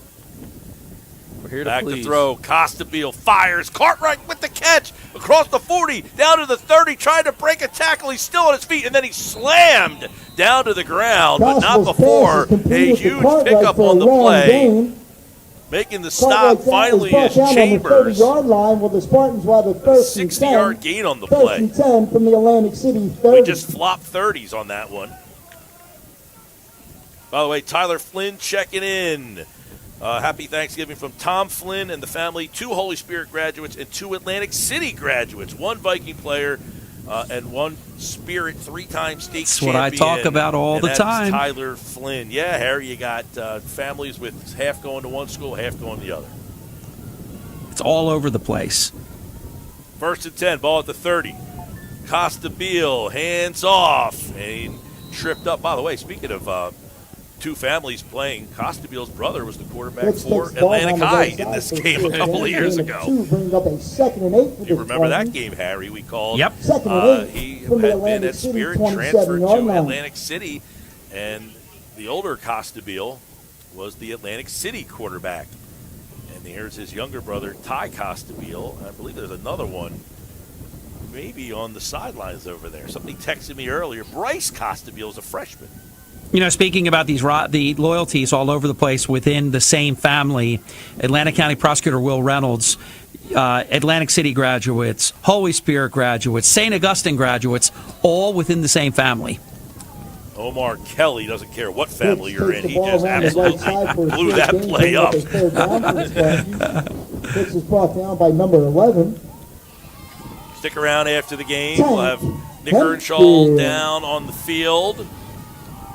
Hopefully catching up with some of the winning players, and the Vikings with 2 minutes left in the midst of a 7-game losing streak. By the way, Atlantic City does lead the series 52-40 and 1 tie. So they have won 52 of the 97 games. They are looking to make this 53 in game number 97. 3rd and 6. Costa Beal over the middle, and it's incomplete. And there's a flag. Now there's a flag late on the play. Holding Kelly on White. Takedown. Holding on White. The flag is back by where Costa Beal threw the ball. See, that's holding. Jimmy Fox saying Happy Thanksgiving on the announcer booth. Foxy Brown. J. Foxy 5. I'll tell you, that Costabile throws a nice ball. Holy Spirit. He has great form. He's got a great arm. He can sling it. Yeah. Happy Thanksgiving, Foxy. Got to catch up with you soon, man. Been too long. Another couple guys want to give a shout out to CJ Durham. Spartans, one of the brethren, also as an official, both on the football and the baseball field. Wants to give a shout out to the guys doing a great job here officiating the game. Not an easy task, to say the least, so happy Thanksgiving to CJ. By the way, that flag was on Holy Spirit. And his family. And Coach Dan Fimiani does a lot of work out there with our youth and the baseball. And he was hanging out with Mike Edwards as they're taking in the game. And, of course, Billy Kern, the athletic director now at Mainland. There you go. Costabile's going to throw. Steps up. Got a man, and it is short. And, he caught it on his back, Cartwright. I think that's a catch. Right at the sticks. He's right around the first down marker at the 20-yard line. That was 3rd down and 16. Cartwright's feet came out from under him, and he looked like he caught it from his back. See it on the replay, so we can slow it down here. Check it out on the BFA Game Changer replay, Mike. Dave will slow it down. Watch this. Down, 1st and 10 from the Viking 20 underneath of it, and he holds on to it. That's a first down. Incredible. It is a first down. Ball at the 20. 1:12 left to play. Costabile's going to throw it. Steps up, fires, and it is intercepted. It is intercepted on the, did he step out of bounds? It looks like it was intercepted by Bailey, and it is intercepted by Bailey. Boy, he looked like he had room to run, which is why it was a little confusing on the far side of the field. And by the way, Bailey has been all over the field. It's only fitting that he stepped in and makes that pick. Yeah, Game Changer, instant replay again here. 1st and 10. Just did a great job of reading the backfield, steps in front of it, a little bit of a juggle, and he's able to stick the landing. Bailey's 2nd interception of the season. He's been all over the place today. Bailey has been all over the place today, and he picks off the pass. And Atlantic City is 1 minute and 3 seconds away from ending a 7-year drought in this series and retaking the Boyd Marzak Trophy and do you into see the halls Bailey of Atlantic City High School. And do you see Bailey as a contender for the inaugural Frank Campo MVP? Well, if you give it to a defensive player, he'd be certainly in that mix. He has been all over the place. However, Burrows with 3 touchdown passes, including a 99-yard strike. I would imagine his numbers are going to suggest. Yeah, it will be. I think it will be him. We're going to get the first word about that. Let me put that out there, and we'll share that immediately upon receipt. And Burrows' father was quarterback for Atlantic City High School and Villanova, and his grandfather and grandmother were graduates of the class of 1975. Got some more people checking in, by the way. Nick Cuba from over at the Press of Atlantic City's got the game on his big screen at home as he's doing the high school football scoreboard for the paper. Joe Schwinger is watching from Kentucky. Happy Thanksgiving, Aunt Peggy Sacco. So there's a familiar name in this rivalry, the Sacco family, and watching in Kentucky today for the game. We've had a lot of Florida, some Utah. There's a Kentucky one. Atlantic City takes a knee. And the Vikings are going to end a 7-year drought. They will beat Holy Spirit today in the 97th edition of the Atlantic City Holy Spirit football rivalry. It's the Vikings 37 and the Spartans 14. Wow. The streak is one streak ends, perhaps a new one begins, but nonetheless a very entertaining football game here in Atlantic City. But don't go anywhere because there's more pomp and circumstance to come. Let's send it back to Harry one more time here so we can thank all the people who made this game possible on the radio, which, is a awesome opportunity when you're driving on Thanksgiving morning to whoever's house. We saw on the text board today how many people still love listening to this game. No question. You can just see the outpouring. Our 97th annual Atlantic City High School versus Holy Spirit High School sponsors, banner presenting sponsor. From the Bunting Thank you, family to New Jersey yours, Senator Happy Vince Palestina Thanksgiving. and For his firm, personalized service that treats you like family, trust Bunting Family Pharmacy on New Road in Northfield. Visit us online at buntingfamilypharmacy.com. Proud supporters of our local teams and community. Get the centerpiece for your holiday table. Ernest & Sons Old-Fashioned Butcher Shop offers prime cuts and gourmet quality to make your Thanksgiving feast a touchdown. Stop by today to see Mel and the team in Brigantine or visit us at ernestandson.com. Happy Turkey Day! When you visit Atlantic City, stay where history meets luxury. The Claridge Hotel offers elegant rooms, stunning views, and a legendary experience right in the heart of the action. Book your holiday stay at Claridge.com. The Claridge is more than just a hotel. Score a winning home sale or purchase with Ryan Jones, your local realtor with the Quinton Group. Serving Atlantic and Cape May counties, find him at thequintongroup.com. Brokered by eXp Realty. For commitment and results that beat the competition, call Ryan Jones today. Elevate your appliance game. For the best selection and local service in South Jersey, trust Anchor Appliance. We deliver and install fast so you can focus on the game. Anchor Appliance. AnchorAppliance.com, anchored in your community. Ready to score your dream home on the coast? Go with the local expert. Contact Michael Reardon, known as Mr. Brigantine Realtor. He's your game day MVP for buying or selling in Brigantine and Atlantic County. Find him at MrBrigantine.com or call 609-339-6004. That's 609-339-6004. Thoughts? It just simply comes down to the dominance of the Atlantic City line, Harry. Like the offense and defensive line gave Burris a clean pocket all day long. He got the ball in the hands of his playmakers, and it was hard to run away. And it looks like we're down on the field for the presentation trophy. Big day for Atlantic City. They've been waiting for this for a long time. And as we mentioned, if you're a senior, this is the first time you're on the right side of this game. And that's very exciting for them. And there's Joe Riffis with the Boyd Marzak Trophy. By the way, we are being told who the MVP will be. Get that information in just a moment here. But this is one of the big things. The two teams together at midfield now, presenting the trophy. A lot of fans have now come out on the field. Family, pictures, alumni. This is why you play this game today. You don't do this on Friday night. If you play on the first game of the year against your rival, just because it was your rival, they don't come out in the field and hand out things like that. Thank you for the coach. No doubt. Maybe get some audio from Nick and try to turn it over a little bit. Captain. Omar, take. Omar, take. Nick.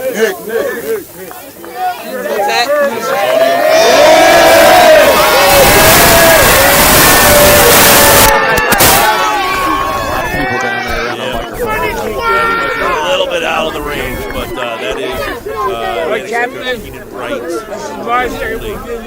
That up right now. And it's Mrs. Marzak who's going to present the young man.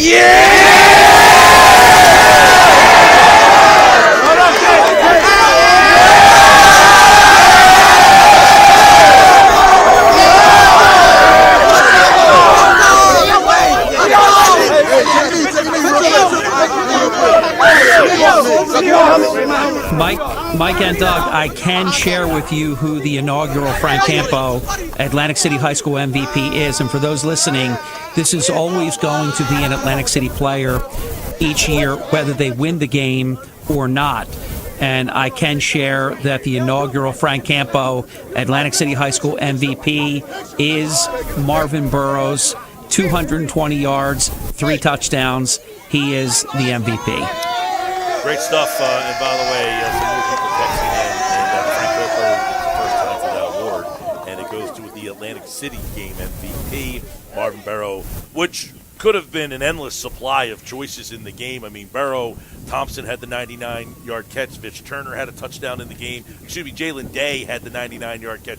Quamir Bailey had that interception to seal it, but he was all over the place. How about the defensive stop inside the 1, because that was a whole new game. There's no telling. Play. We'll never know what we don't know, but there's no telling what happens. Atlantic City obviously would have been tighter. They go and they turn that around and then score the 99-yard touchdown. If that game would have become 21-15 or 21-16, gentlemen, who knows what would have happened from there? No, that play was the game. That play was the game. The stop on the goal line. Because the Holy Spirit goes in. If it's an inch more, they score. It's a one-score game. They don't get that inch. The next play's a 99-yard touchdown, and then it's celebration time. Yeah, it was flip the script on that. I mean, I love seeing the Frank Campo trophy hoisted up into the air. That's just fantastic stuff. It's a great idea. Great man. Unbelievable contributor to high school sports. He was a phenomenal, I don't know if you guys know this, Frank Campo at Pennsgrove was, elite running back. He played in the era of Lydell Mitchell. Frank Campo was a sub-10 second, 100-yard, 100-meter runner. He was elite, and he was a championship coach, a great mentor, and this is fantastic that this MVP award will be given in perpetuity to keep Frank's memory alive. Well, Harry, of course, another great year, so I appreciate you tapping me on the shoulder to be a part of this game. Since we started doing this, I don't think I've seen an Atlantic City win. I think this is probably the first time that I've called this game. I have called the Mainland Egg Harbor Township game in past years, but moving over to this game for the first time, this is the first time I've seen Atlantic City, and we are with Atlantic City. It looks like Nick Earnshaw has the MVP. Go ahead, Nick. All right, guys, I'm here with Marvin Burrows on the sideline, out at the 40-yard line. First win in 7 years for Atlantic City. How's it feel to be the quarterback at the helm? It's a great feeling, man. We didn't end off with a note we wanted, but I'm glad I got to leave my seniors off with a W. Talk to me about today's game, the ups and downs throughout the game. Walk me through what the feeling was like in the locker room coming out at halftime and then dominating. At the start of the game, I just had the seniors in my mind the whole week. I just wanted to send them off with a W. The energy was up. All the seniors were playing their hardest. It was going 100%. Everybody was going 100% for the seniors. This game was dedicated to my seniors, actually. How are you going to celebrate Thanksgiving the rest of the day? We about to go eat. We about to go eat good. All right, congratulations. Have a good one, Marvin. Great job. Marvin Burrows. Guys, I'll send it back to you. Yeah, and Marvin Burrows, the MVP. He kept talking about the seniors, and it's funny. You think about this. Marvin's only a sophomore, and Atlantic City had lost 7 straight years. Well, now they've got a quarterback. Holy Spirit's quarterback is graduating. This guy's here for 2 more seasons. Yeah, the future is bright for Atlantic City. Coach Wright has done such an amazing job over these last couple of years. And more importantly, he's leveraging the fact that there's such a strong development program at the youth level for Atlantic City. He's keeping a lot of these young men, as they call it, at home, despite a challenging environment. You could go to Holy Spirit, you could go to a choice district, but they want to play for Coach. They want to be a part of the Atlantic City Brethren, and shout out also to Athletic Director Chris Ford Jr., who has done a tremendous job in building culture. And this is a celebration where the turkey certainly is going to taste better for Vikings fans all over. By the way, Vitch Turner scored a touchdown today. He's a junior. Dante Thompson scored a touchdown today. He's a sophomore. So you talk about some of the guys that were key in the scoring today. Both those guys will be back. Marvin Burrow, he's a sophomore. Ahmad Chambers is a sophomore. He'll be back as well. So they have a lot of names who we called throughout this day that will be back. Newsom, the big defensive tackle, he's a junior. We called his name a lot today. So Atlantic City, they opened the season with a huge win against Mainland. It was an eye-opening win. When you beat Mainland and you start the season off, people were like, whoa, Atlantic City beat Mainland. Well, they started the season with a win over Mainland, and they end it with a win over Holy Spirit. And that makes them 10-2 for the Vikings. Outstanding season. Again, high fives and handshakes all around. Well done. And listen, best wishes. A lot of seniors, their careers is now going to be over. They're going to move on to college and whatever else might be in front of them, but they will always remember their senior edition of the Holy Spirit versus Atlantic City Thanksgiving Day game. By the way, Harry, John McDonald, veterinary, class of 79, says hello. He's there you go. I know John. And texting in on the text board at 609-403-0973. Johnny G from the Burger team at Griner Realty. Happy Thanksgiving. He texted us as well. Says, great call on the game. Johnny G, thanks for all your support, buddy. It's great to catch up with you as well. All right. So, one more time, the final score, Atlantic City wins it. And with that win, we're going to send it down to the head coach with Nick Earnshaw. Thanks, Mike. Nick Earnshaw here with Coach Keenan Wright. Coach, you open the year against Mainland, win it, end it with this one, with a win in the Big Turkey Bowl. Tell me how you're feeling. We feel great.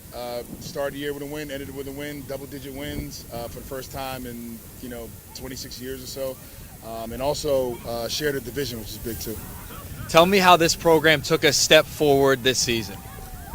My coaching staff, off-season weight room. We have one of the best,